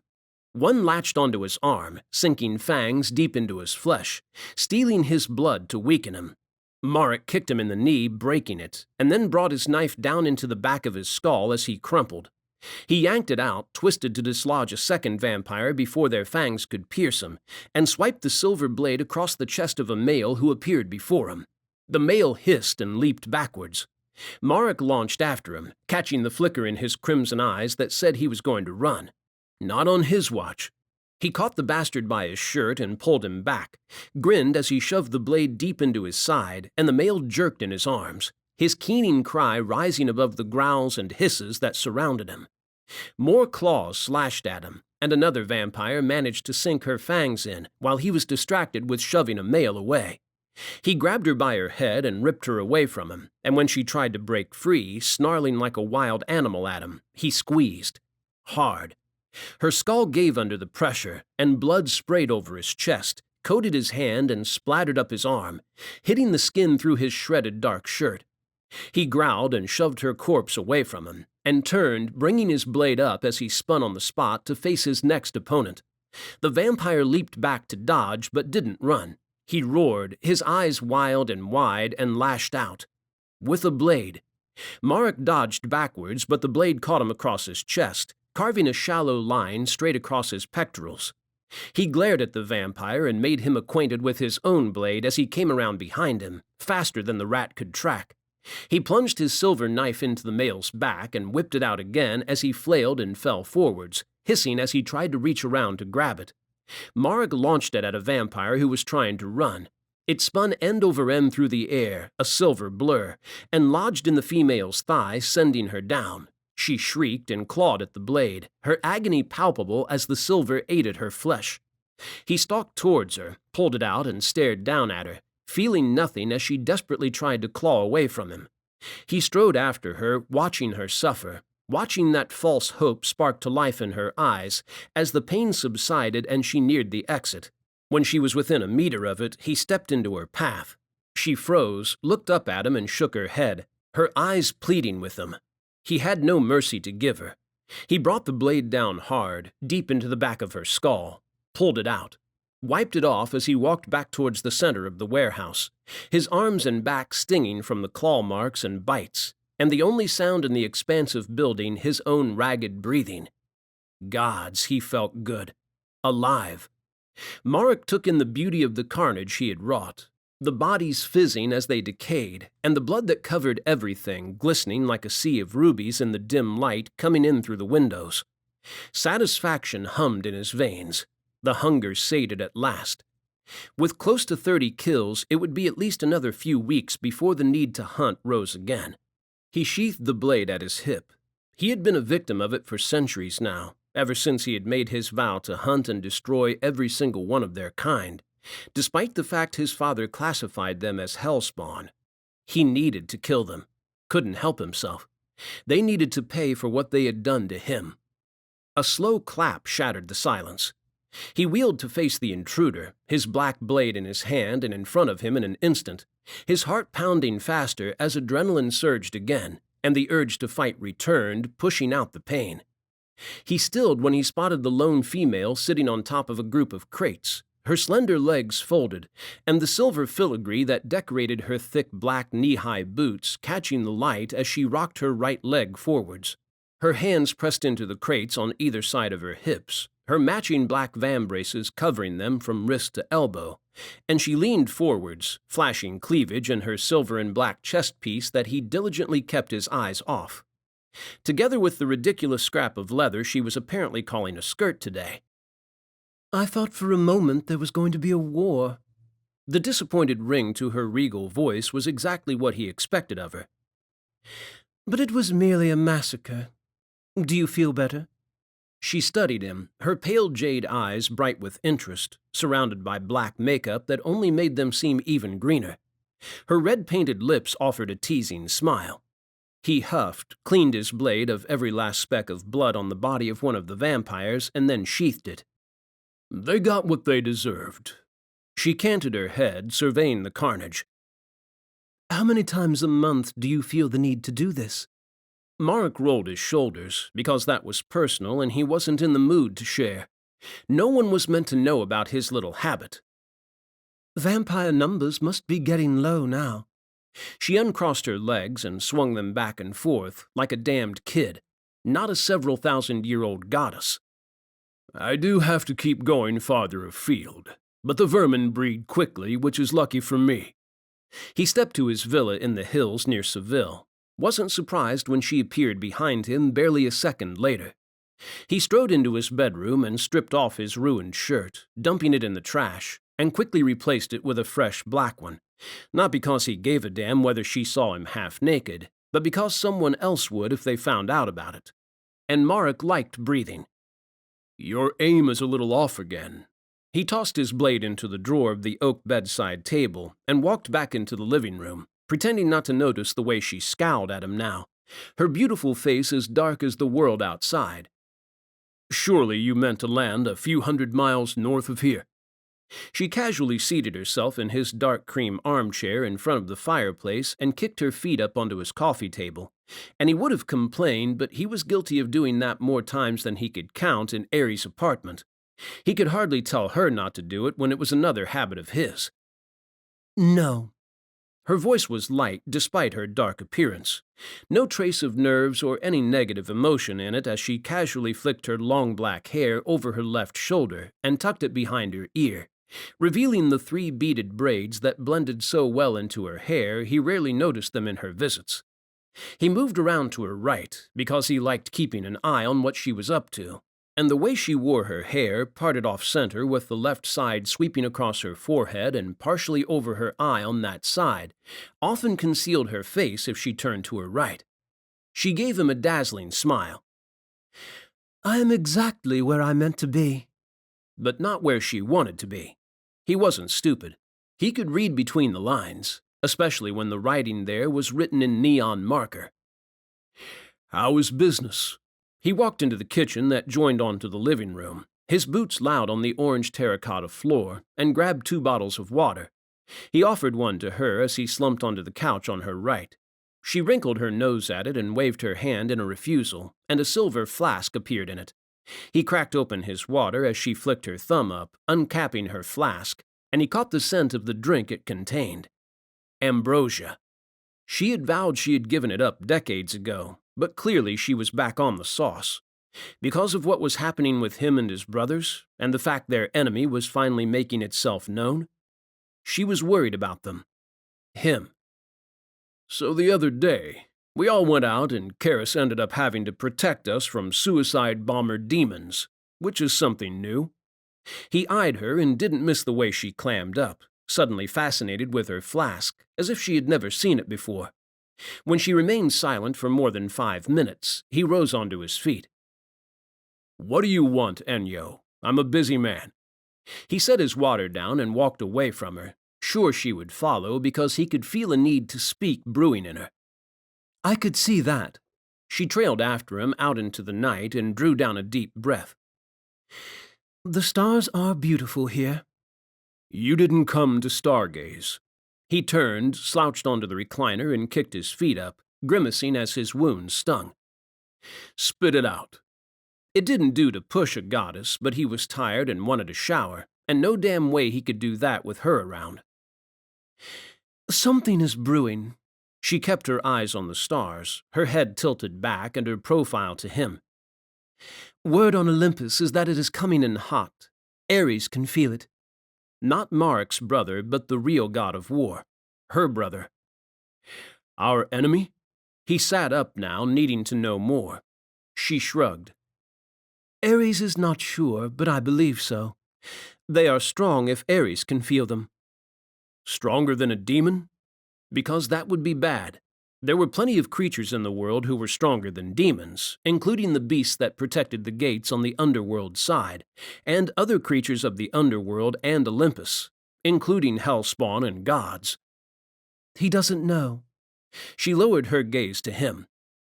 "I will see if I can get more information from him. I just wanted to warn you." He nodded.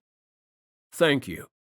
When she didn't leave, when she lingered and returned to looking at the stars, an awkward air growing around her, he waited for her to speak because something was on her mind. She remained silent again. Typical of her. She never had been very good at communicating her feelings. But then Karis sucked at it too.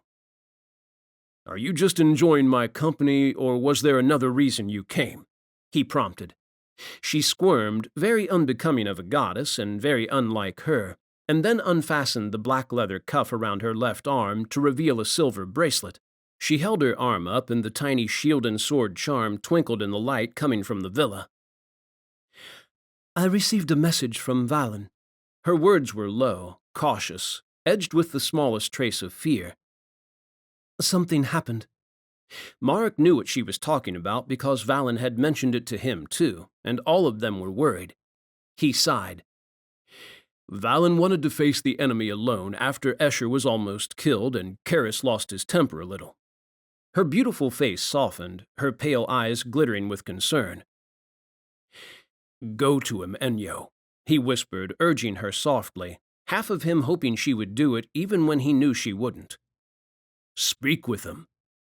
Her eyes closed, and she frowned as she lowered her head away from him, clearly pained by what he was asking.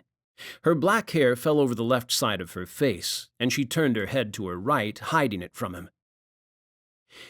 "Karis needs you." He felt close to getting through to her, close enough that this time he wouldn't give up. She was worried about Karis, and Karis needed her.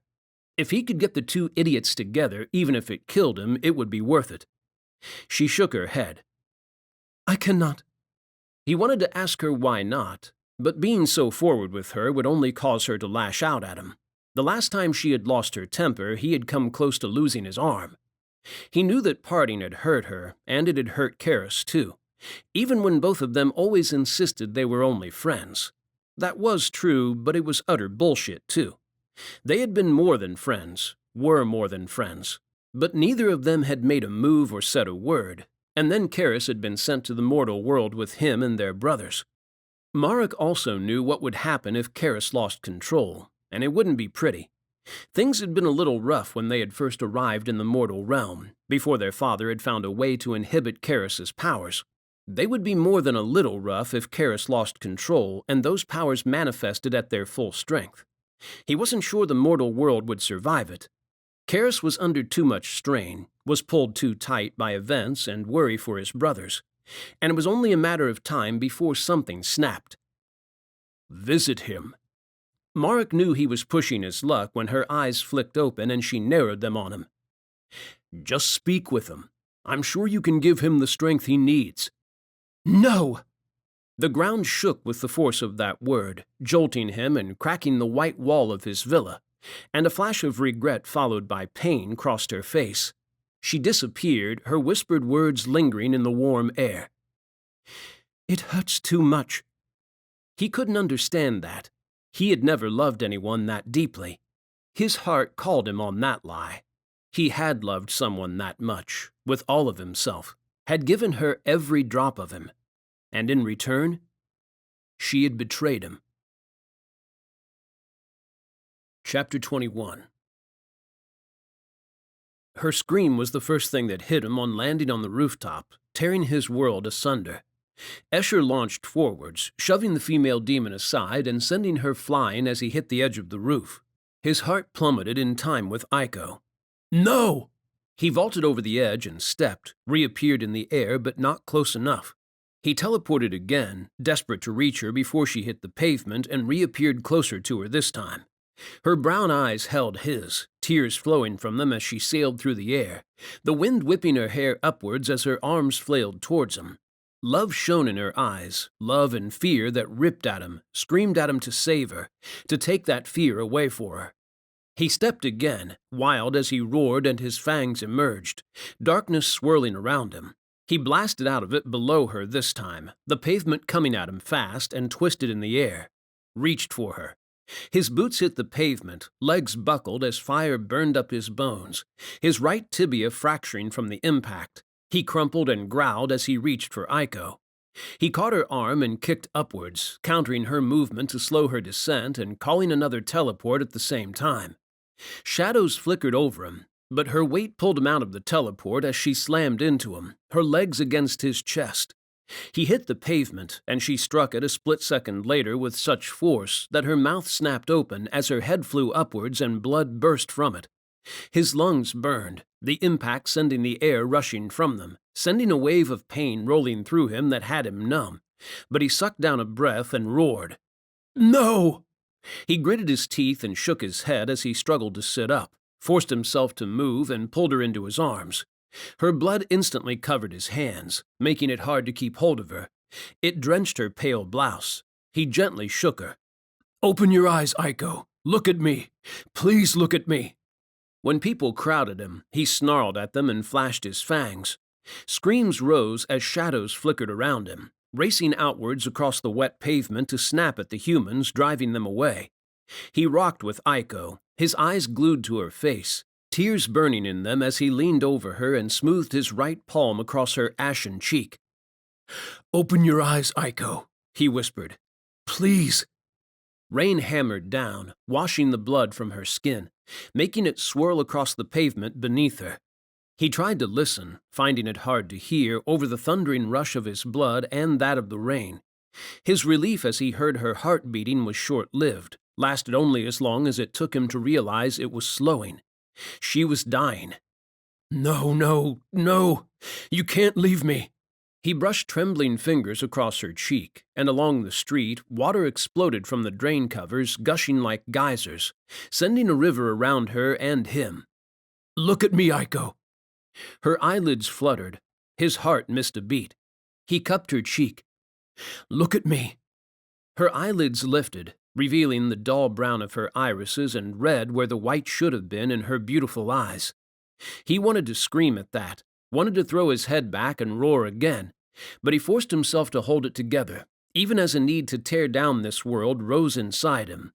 It was cruel, vicious. It had given him something beautiful, and now it was going to steal it away. He couldn't bear it. "I'll get you to Megan," he whispered, voice hoarse and tight. "Megan can fix this." But he couldn't bring himself to move. Fear froze him in place, the thought of hurting her by moving her, of killing her by trying to teleport her to Megan in the mansion, locking his muscles up tight and chilling the blood in his veins. He stared down at her, fighting to convince himself to move, to do something, because she was going to die if he didn't. Despair joined the fear as instinct whispered she was going to die anyway. He couldn't save her. The rain fell harder, pounding the pavement around him, and a torrent swept past him as he held her, gazed down at her and told himself to move, because if there was only the tiniest chance he could save her, it would be worth it. But gods, he couldn't bring himself to hurt her by moving her. She tried to lift her hand, but it fell weakly into her lap as she coughed, and blood streamed from her lips. He gripped her hand and lifted it for her, pressed it to his cheek as tears streamed down it, an unstoppable flow that dripped onto her face, cutting through the fresh blood. "Don't leave me." He shook his head, his insides tearing apart, his heart shattering into 1,000 pieces. "I'm sorry. I should have come quicker. I should never have left you. Please don't leave me."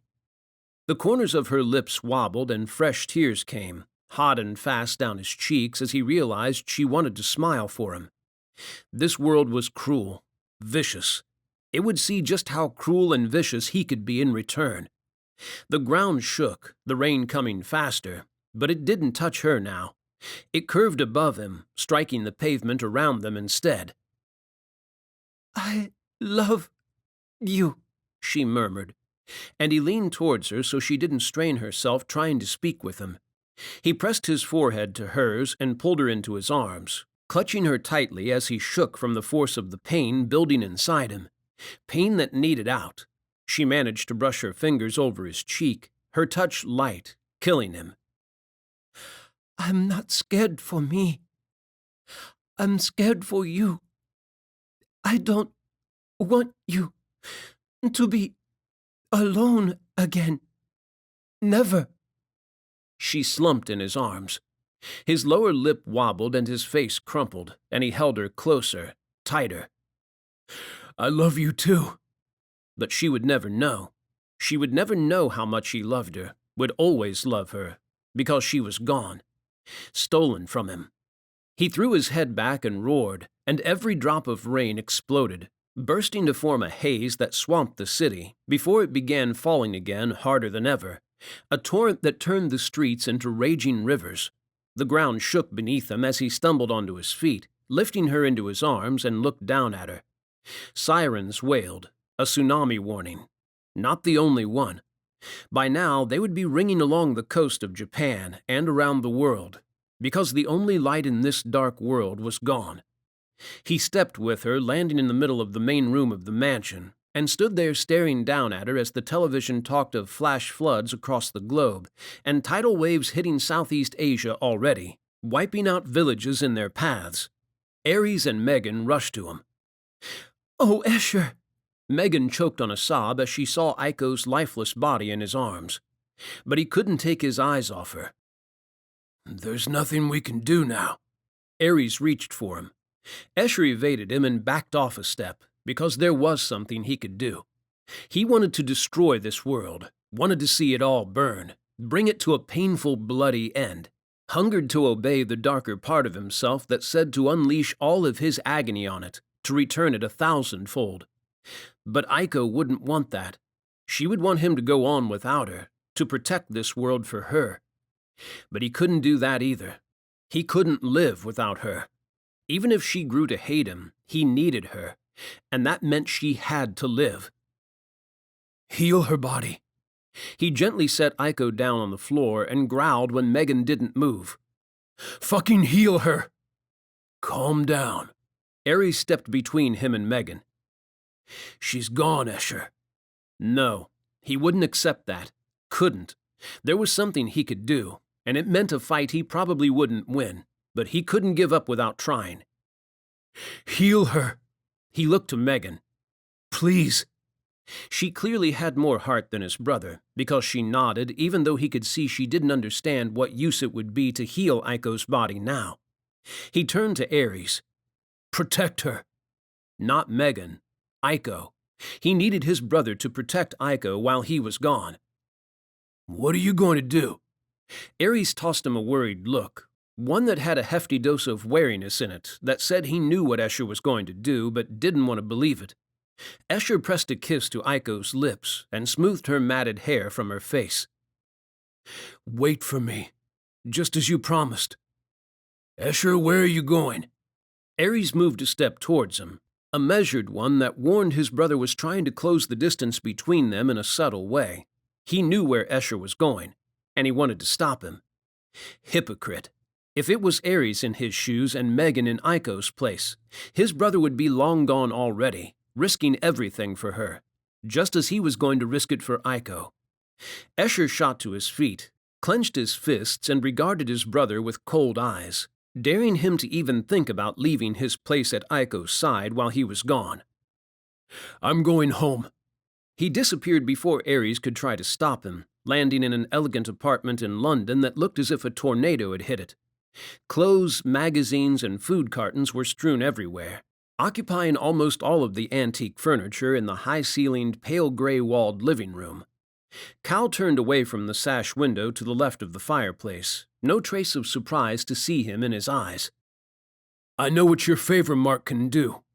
Esher stalked towards him, kicking clothes and books out of the way as he closed the distance between them, pain tearing up his right leg with each step. Behind Cal, the weather took a turn for the worse, rain falling in a thick sheet that obscured the buildings across the street.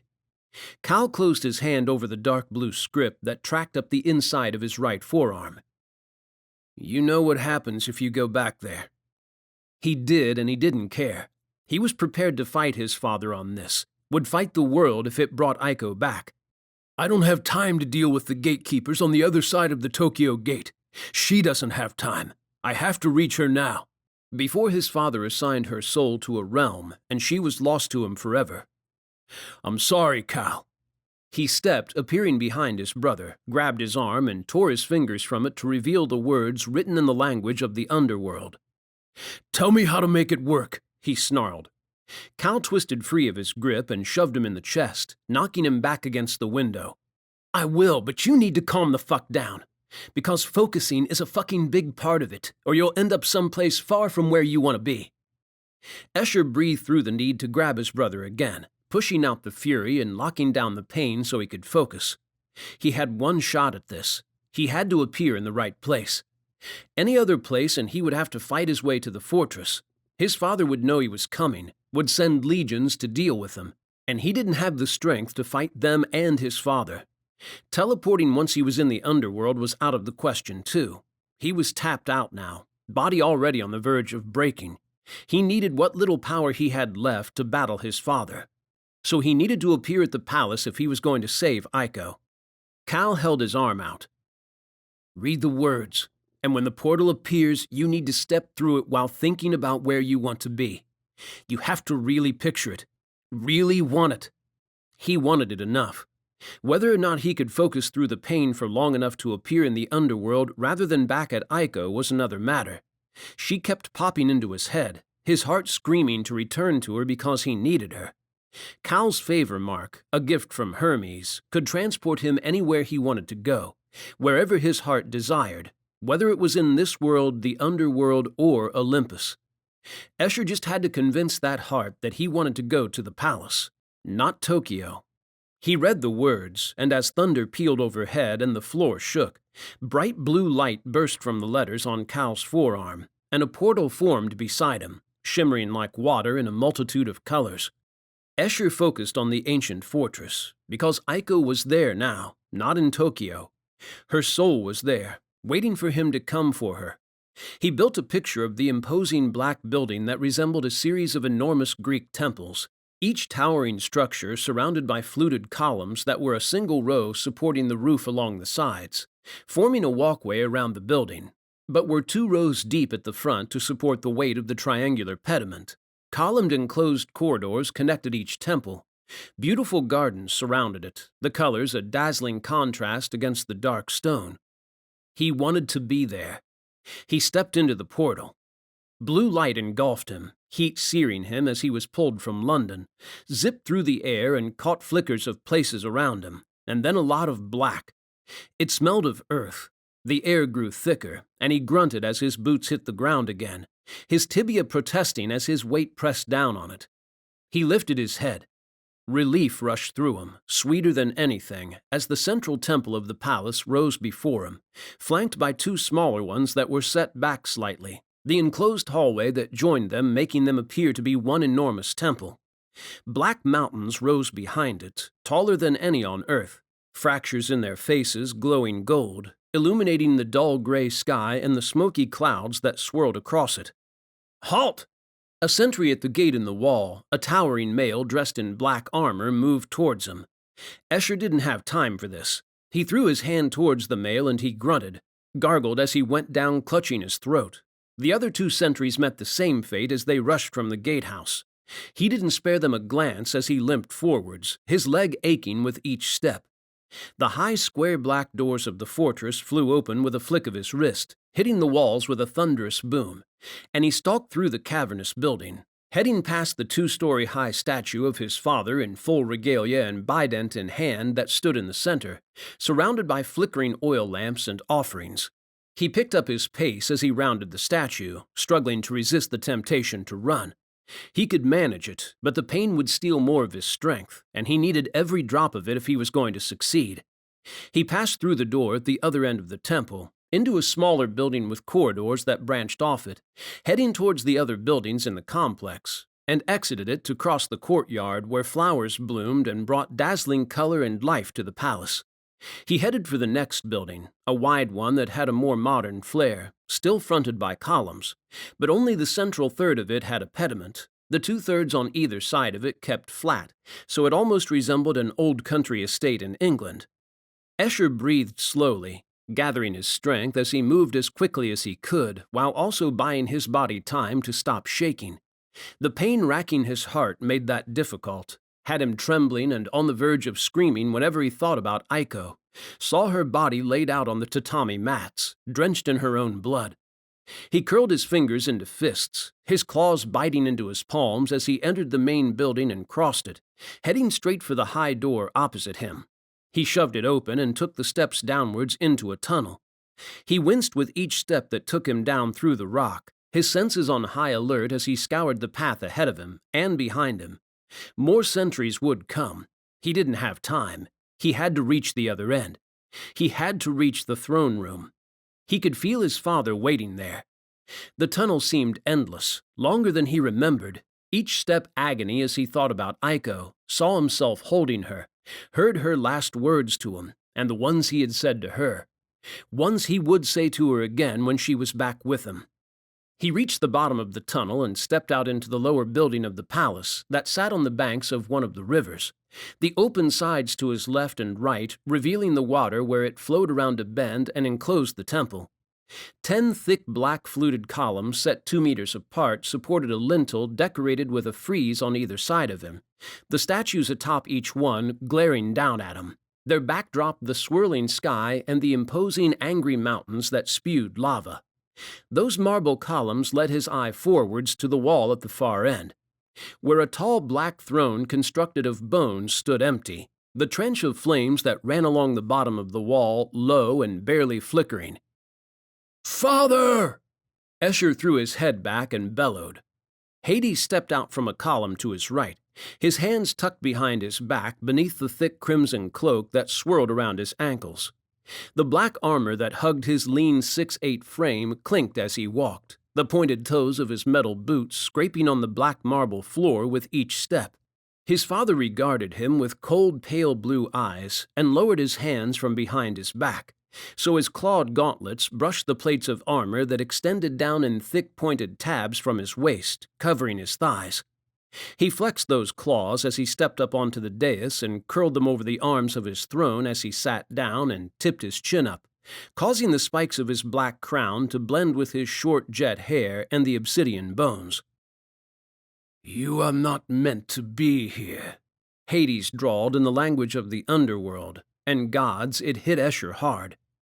This was his father, a male he hadn't seen in centuries now, since he had banished Esher and his brothers from the underworld and forced them to protect the gates. Esher had hated him, had thought he wouldn't care if he never saw him again, but now he was home. He was home. He looked around the temple and beyond it to the river and the mountains. Home. Away from the mortals, away from the pain, away from the demons and their vile machinations. Free of it all. No, he wasn't free. He wasn't free of the pain. He wasn't home either. His home had been stolen from him. "I need her back. It wasn't her time to die."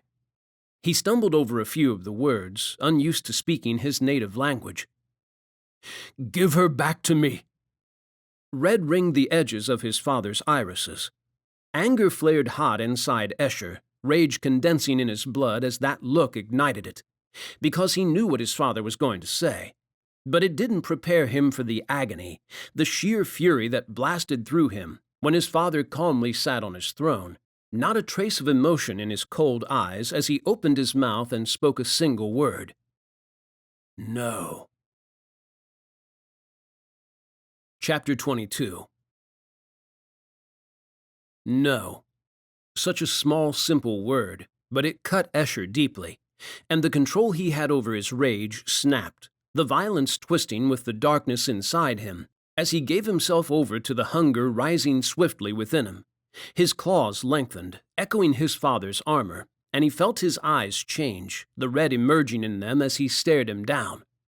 Around him the river boiled, the surface churning in response to his rage, tipped with gray crests and beginning to foam. Esher stepped towards Hades and roared as all the pain, the trauma of losing Aiko, and the agony born of the thought he might never see her again twisted tighter inside him, pushing him closer to the edge. "Don't you dare deny me!" His father remained relaxed, cold, and calm in the face of Esher's fury, completely unaffected by it. Esher threw his arms out at his sides and dragged them forwards, gathering the entire river and hurling it as a wall of black at his father, his heart slamming hard against his bruised ribs as he bellowed and his muscles strained, his entire body quaking as he put all of his strength into the attack. The water dropped to the ground before it reached him, revealing Hades where he stood with one hand outstretched. Esher snarled as the dark water rolled back into the riverbed, obeying his father. He should have known he wouldn't be strong enough. Calm swept through him in the wake of that thought, washing it away, and he stared at Hades, into the bastard's cold eyes, and let it flow over him. He was strong enough. He had just forgotten how strong he really was, and it was his father's fault. He reached for the black bracelet on his right wrist, and Hades reacted at last, his eyes narrowing on what he was doing, a warning ringing in them. Esher didn't care. He snapped the band and power flowed into him, surged through him and rocked him forwards, lighting him up like the strongest drug. He growled as strength poured into his muscles, his bones, his very soul. It had been too fucking long since he had felt the true depth of his power, had put up with it being limited in order to protect the mortal world. But no more. His father would give Aiko back, even if he had to kill him to make it happen. He snarled through his fangs and whipped his hands forwards again, sending 2 spiraling funnels of water at Hades. His father deflected the first one with a wave of his hand and grunted as the second hit him, sending him slamming into one of the black marble columns to the left of Esher. It fractured under the blow, and Esher kept pummeling him with water, hurling thick streams of it at him until the column shattered, collapsing on top of Hades. The water splashed to the ground as Esher severed control over it. He breathed hard, staggering back a step as the exertion hit him, and barely maintained his footing. He had forgotten the toll his power took on him, but he wouldn't let it hold him back. His father would give Aiko back. The broken column rolled towards him, and Hades pushed onto his feet, his crimson eyes sliding to lock with his. He mustered his strength and faced his father, growled and focused on the river, calling it to him. It rose as a wall around them, towering higher than the plateau above them on which the main palace stood. He raised his hand, felt the strength of it surging through him, power that he would bring down on his father's head, would condense into a prison that would force Hades to agree to his terms, or drown. He dropped his hand. The water crashed down, hit an invisible dome and slid harmlessly over it to land back in the riverbed. He snarled at his father. He needed to be stronger, hit harder. He needed to make his father give in. He needed Aiko back. Pain shot through him at that thought, bringing tears to his eyes as his heart fractured. He needed her. Gods, he needed her. His father had to see that. His father would see that. He would make him see it. That thought drummed in his head and his heart as he gathered his strength again, his body shaking from the exertion of commanding water that was under his father's control, water that he would never be able to use to convince Hades to return her, because his father was stronger than he was and would always win. He was being weak. Water wasn't his strongest weapon. He was allowing fear of truly harming his father to hold him back. But if he was weak, if he allowed fear to restrain him, Aiko would be lost to him forever. The only way to bring her back was to make his father submit, was to defeat him. Esher narrowed his eyes on Hades, focused on his pain and the agony ripping him apart inside, and his need to see Aiko again, to have her back in his arms. He would do anything for her. Even this. He had to defeat him. His father's crimson eyes narrowed. He had to do it. His father had left him no choice. He couldn't command the rivers, but he could command another liquid, one Hades had no power over. He closed his eyes and focused through the rage burning inside him. Let it stoke his strength and crush the part of him that whispered not to do it, that there was no going back if he did such an atrocious thing, that Aiko wouldn't want him to do this. He had to do it. He focused on his father, on the blood in his veins, and shut out the regret, because this was the only way to bring Aiko back. He would destroy the world for her, his world. He flicked his eyes open, narrowed them on his father, focused his power. Hades grimaced and lifted his hand, visibly struggling as Esher began to seize command of his blood. His father curled his clawed fingers as if grasping something. Esher's throat closed. His focus shattered as fire banded around his neck, burned him as he wheezed and fought for air, his windpipe blazing as it compressed. He fell to his knees on the wet floor and clawed at the invisible hand on his throat, cutting his own flesh as he desperately tried to breathe. Tears burned his wide eyes as he choked, and panic replaced his fury, fear that he was the one who was going to die. His father was going to kill him. One thought rang in his mind as his father glared down at him and squeezed harder, cutting off his air supply entirely. He would never see Aiko again. Hades would make sure of that. He would banish his soul to a place far from hers to punish him. "You dare to attack me over this?" Hades boomed and squeezed harder still. "You act like a mortal." He struggled to focus on his father as his vision dimmed, his heart laboring and body shaking as the need for air became dangerously real. A slender, pale hand settled on the black metal plates of his father's gauntlet, and the hold on Esher weakened, allowing him to get a little air into his tight lungs. "Not a mortal, my love, but he is much like his father." A voice as soft as a summer's breeze swirled around Esher, easing his panic and fear as he sucked down all the air he could get, and his head began to clear again. "Did you not rail at Zeus and threaten all residing in Mount Olympus when Demeter demanded my return? I see much of the young god-king who claimed my heart in our son, and I love him all the more for it." She was calm, soothing in the chaos, a force to be reckoned with as she worked her magic on Hades. The pressure on Esher's throat lessened, and air whooshed into his lungs through his burning throat, his skull splitting as he choked on it. When the hold on his throat disappeared, he fell forwards, pressing both hands into the wet black floor and coughing, each one stirring the water beneath him. Tears joined the water, sparkling and mingling. He struggled to breathe, but for a different reason, as fear of death swept away and pain swept back in, ripping at him, tearing him apart as he realized he had failed. "What is wrong?"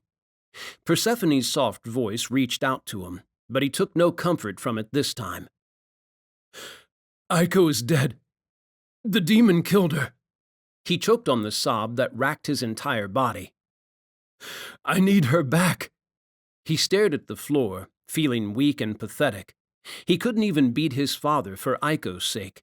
He shook his head, causing water to drip from the tangled ends of his black hair that hung in his field of vision, obscuring his parents and close to brushing the marble tiles. No, he couldn't give in. He wouldn't surrender, not while there was still fight left in him. Cold swirled through him. With the moon still affecting him and Iko's death weighing heavily on him, it would be dangerous to unleash his full power. He would lose control of himself and change, but he had to do it. He couldn't let her die. He pushed himself up a little and reached his right hand across, shaking as he mustered the last of his strength. He clenched his teeth and breathed hard, shut out the weaker side of himself that said not to do it, and closed his fingers over the band around his left wrist. Bare feet appeared close to his left hand where it pressed against the flagstones. Jagged layers of sheer black fabric pooled around them to blend with the floor as she crouched.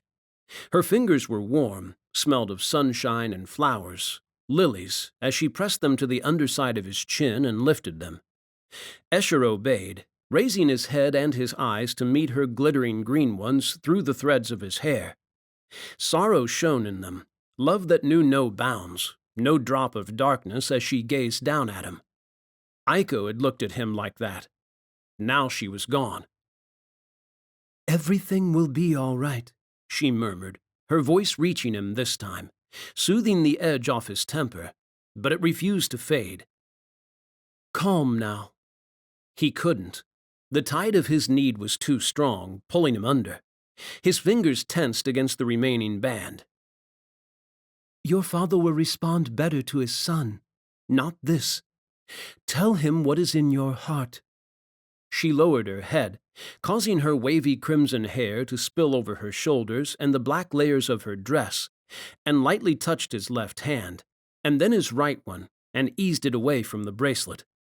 He clawed back control, piecing enough together that the rage boiling in his veins, the black need to fight to force his father to give Iko back, receded, helped by her touch as she held his wrists, supporting him, using her link with nature to suppress his and ease the effect of the tide on him. She smiled gently. Esher drew down a shuddering breath as he eased back into a sitting position on his knees. He couldn't bring himself to look at his father or his mother when he saw the destruction he had wrought. More than one of the temple columns lay broken, and the right frieze was fractured. The statue that had been above the point where it had cracked now shattered on the ground. He hated losing it, but he hadn't been able to stop himself. He needed Iko. His father had to see that now. But one look into his father's cold blue eyes said that he was wrong. His father didn't care that he was hurting, that he needed her back, and that had the anger he had managed to calm rising back up again. engulfing him as the water in the river grew choppy and rose higher, becoming rolling waves that crashed over the small piece of flat land on which the temple stood. "Esher," his mother whispered. He refused to calm. She was wrong. Hades wouldn't respond better to him if he spoke to him as his son. He had tried that, and then he had tried violence. Neither had worked, which left him only one recourse. His heart ached at the thought. Soul screamed not to do it. But if it meant Aiko lived again, that the world was warmed by her smiles and graced by her presence again, he would do it. "Take my life instead, and give it to her." Those words fell hard in the silence. A flicker of astonishment surfaced in his father's blue eyes. "After all you have suffered, you would sacrifice your life for the sake of this mortal?" Esher sniffed back the tears that threatened to come, as the thought he would never see her again after all rang in his mind, tormenting him, and nodded. "I don't want to live in a world without her." Hades snorted. "Sentimental fool. The human world has affected you." Esher pushed onto his feet, gritting his teeth as his entire body ached, and faced his father. "You were once a sentimental fool, too." Hades glanced at Persephone. She took Esher's arm, gently supporting him, her green eyes filled with sympathy. "Your father cannot simply return the human soul. You know this. Zeus does not permit such things, and neither does your father. Those who have died cannot be given back their life without some form of payment." He slid his gaze towards her, the way his father scowled at her words, making him pay close attention to them, because she was trying to tell him something. He racked his aching brain, mulling over her words, desperate to find the answer hidden in them. When it hit him, his eyes widened. "I'll do whatever it takes to regain Aiko's soul." He turned to his father, and Hades' face darkened, his eyes beginning to glow crimson again. "I'll stand any trial." His father stepped down from the dais, that single step shaking the ground as his words rolled over Esher. "You must lead her soul from the underworld on foot, and never once look back at her until you have left the realm." Esher's blood chilled, and he teetered on the brink of begging his father for a different trial, anything but that one, but set his jaw and held his tongue. The challenge was almost impossible, and all had failed it. It was his father's favorite trick, and he had been foolish enough to think that because he was his son, Hades wouldn't play such a horrible one on him. "I won't fail," he bit out. "I will save Aiko." Hades smiled. Esher couldn't tell whether it was a cruel one because he thought Esher would fail, or whether it was a satisfied one because Esher was willing to prove his strength, and that he deserved her soul by besting a challenge all else had failed. "Turn, then, and I shall release her soul." Hades held his left hand up. "She will follow your lead through the underworld." He did as instructed, his muscles tensing as he waited, sure he would feel it when Aiko was released to follow him. He breathed through his nerves, trying to settle them as he told himself that he could do this. His father had given him a chance to save her, and he wouldn't fail her. Persephone rounded him and opened her right hand to reveal a new black bracelet. He lifted his right hand, and she gently took hold of his wrist as she slipped it on for him. "Be strong, my son, my love, and do not look back. Only look forwards," she whispered, her voice so low he barely heard her, and touched his chest. "Aiko is in here, and up there, not behind you. Focus on that and your desire to save her." She embraced him and pressed a kiss to his cheek, and he wrapped his arms around her, held her tightly as his fear and pain mingled together, threatening to overwhelm him already. He clung to her words, repeating them in his head. "What are you doing?" Hades growled. "You had better not be telling him things that you shouldn't." Persephone released him, all smiles and lightness as she looked beyond Esher to Hades. "I would not do such a thing." Hades huffed. Esher frowned at the corridor ahead of him that would take him up to the palace. He could do this. Finding the route to the nearest gate would take time, but he could do it. could deny the temptation to see Aiko behind him. He wouldn't fail. Gods, he already wanted to turn. He clenched his fists, marched forwards. Doubts began to cloud his heart as he ascended the steps, his leg aching with each one. He wanted to look back, yearned to see Aiko, to see she was following him. He couldn't feel her. His father was playing a trick on him. She wasn't really there. He needed to see she was there. He went to turn his head. A tiny flower glittering in the darkness on a step just ahead of him caught his eye. He frowned as he spotted another one further up, and when he passed that one, there were two more. He followed them up the tunnel, across the vestibule of the main palace, and along the path through the courtyard garden and the main temple. They faded whenever he reached them, wilting and turning to ash, leaving no evidence behind. Esher looked ahead of him at the paths that branched off in all directions beyond the wall of the palace. If he took the wrong one, he would end up deeper into the underworld, and further from the gates. He had to pick carefully. He scanned them all. His eyebrows dipped as he passed a boulder that separated two paths, and his gaze drifted back to it. A flower. It was small, blue. His color. He walked towards it. A Himalayan poppy. His mother was guiding him, risking his father's wrath to show him the path. She knew the ways around the underworld, the ever-changing routes to the gates, her connection with nature guiding her towards it at all times. He followed the flowers, not slowing and not stopping, crossing rivers and mountains, until his feet were sore in his boots and his legs stopped throbbing, the journey so long that the bone had healed. He focused as his mother had told him, on the path ahead of him because Aiko wasn't behind him. She was in his heart and up in the mortal realm. She was in his heart. He pressed his palm to his chest. She was in his heart and she always would be. It belonged to her. He lost track of how long he had been walking, but he passed through several of the darker realms. Thankfully, none of the residents seemed interested in attacking him as they normally would those who came to the underworld for such a thing as the soul of their loved one. He knew several who had attempted the trial had met a grisly end. Were they avoiding him because of who his father was, or because they could sense his power and his foul mood?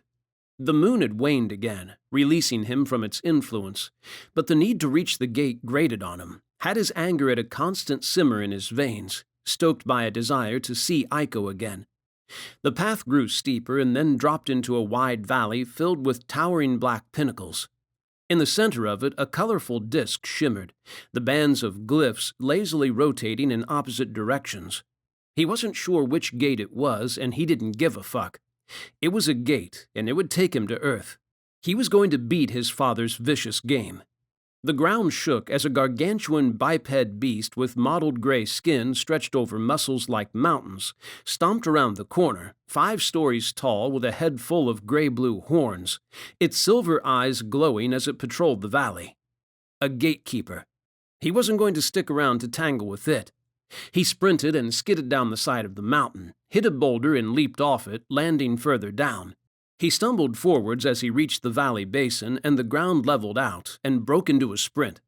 The beast made a low grumbling noise and looked around, unleashed a roar as it spotted him.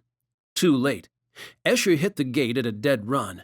Colors swirled around him and then sunshine washed over him, blinding him, and he almost fell as he hit the edge of the gate that hovered above the grass.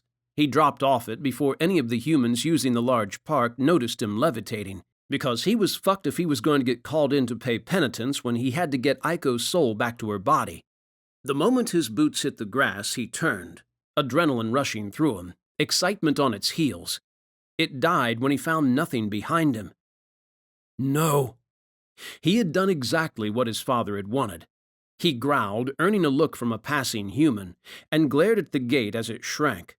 It started to open again, responding to him as he commanded it, because he was going back to the underworld to fight his father all over again, and he wouldn't stop fighting until either he was dead or he had Aiko back in his arms.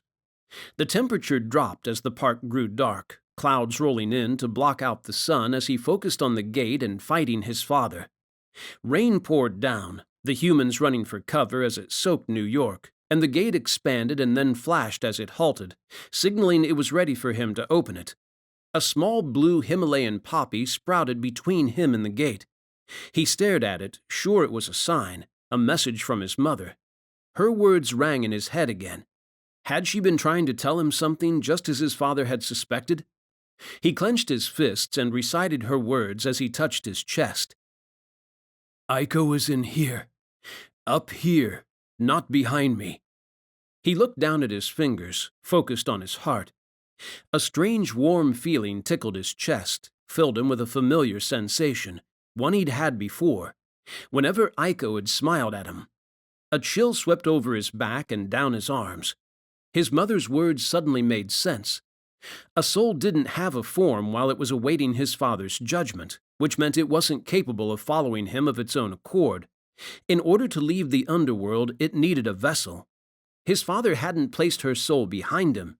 That was just a trick meant to tempt him into looking there so his father could keep her soul. Hades had placed her soul inside him. He was her vessel. His father had mingled her soul with his so he wouldn't feel it, and because he hadn't looked back, it was still there, waiting for him to reunite it with its own vessel. Aiko's body. He stepped to Tokyo, landing in the mansion. He growled when Aiko wasn't where he had left her, and Megan leaped off the sofa, her brown eyes enormous. "You're back!" She scooted around the couches and pointed towards his room. "We moved her somewhere more comfortable." Esher ran there, his boots striking the wooden walkway hard enough to shake the timbers of the house, Megan hot on his heels. The panels that formed the door of his room were open, and he halted as his gaze landed on Aiko where she lay on top of his bed, her skin as white as the moon, lips drained of color, and her little hands folded over her blood-stained blouse. Beside her on the mats, a single lamp glowed softly, and her white phone rested beneath it. He lifted his gaze to his brother, wanting to know how it had come to be back in her possession when he had seen it on the roof near the gate. Aries stopped pacing and looked across at him. "I never left her. Diamond retrieved it. He tried calling her as soon as we knew they were targeting her." Esher nodded his thanks, fear that this wouldn't work robbing him of his voice, as he lowered his head again and stared down at Aiko. He wasn't sure what he was meant to do now. He took a step towards her, drawn to her as always. The moment he neared her, tremendous pain tore through him, ripping a roar from his throat as his chest bowed forwards. Bright light burst from it, filling the room, and it felt as if someone was ripping a piece of him free, the agony of it so fierce his lungs seized.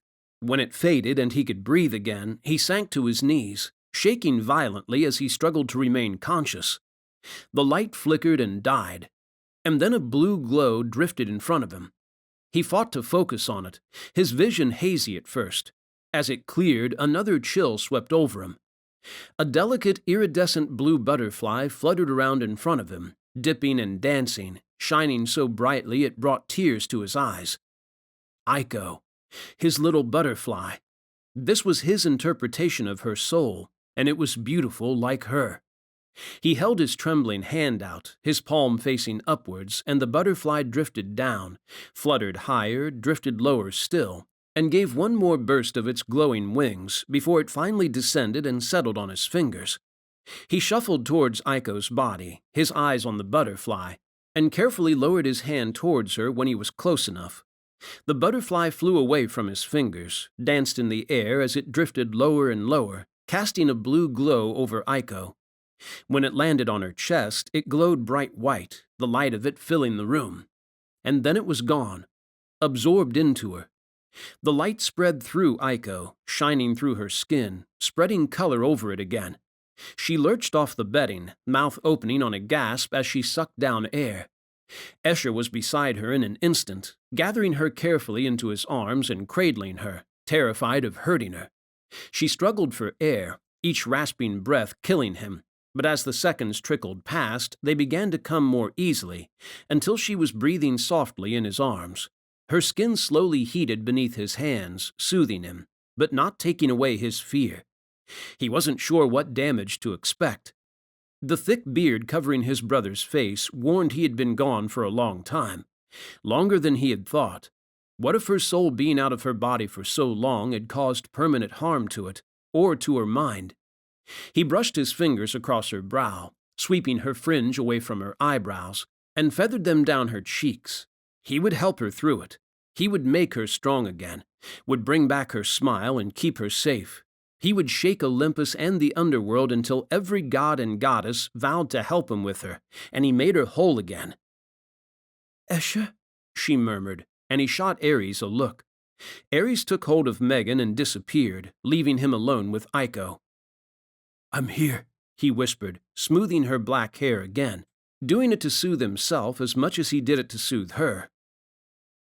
"I had a bad dream." She winced when she tried to move, and he held her still, afraid she still bore injuries even when Megan hadn't warned him that she did, and he knew she would have if it had been the case. "It's over now." He stroked her cheek, moved her so she lay with her head on the pillows, and stretched out beside her, pressing the full length of his body against hers. She groaned as she ignored his attempts to keep her on her back and rolled onto her side, pressing closer to him, and when her eyes fluttered open, their warmth hitting him hard, he didn't have the heart to make her lay on her back again. He wrapped his arm around her and she used it as her pillow, resting her soft cheek against it, her hair tickling his skin. Understanding shone in her eyes as she gazed at him. "You saved me." He only wished he had done it sooner, hadn't failed and put her through so much pain. He smiled for her, not wanting her to see how much that hurt him, leaned towards her and pressed a kiss to her lips. "I love you too," he murmured against them, unable to hold the words back any longer, needing her to know them and the feelings he held in his heart.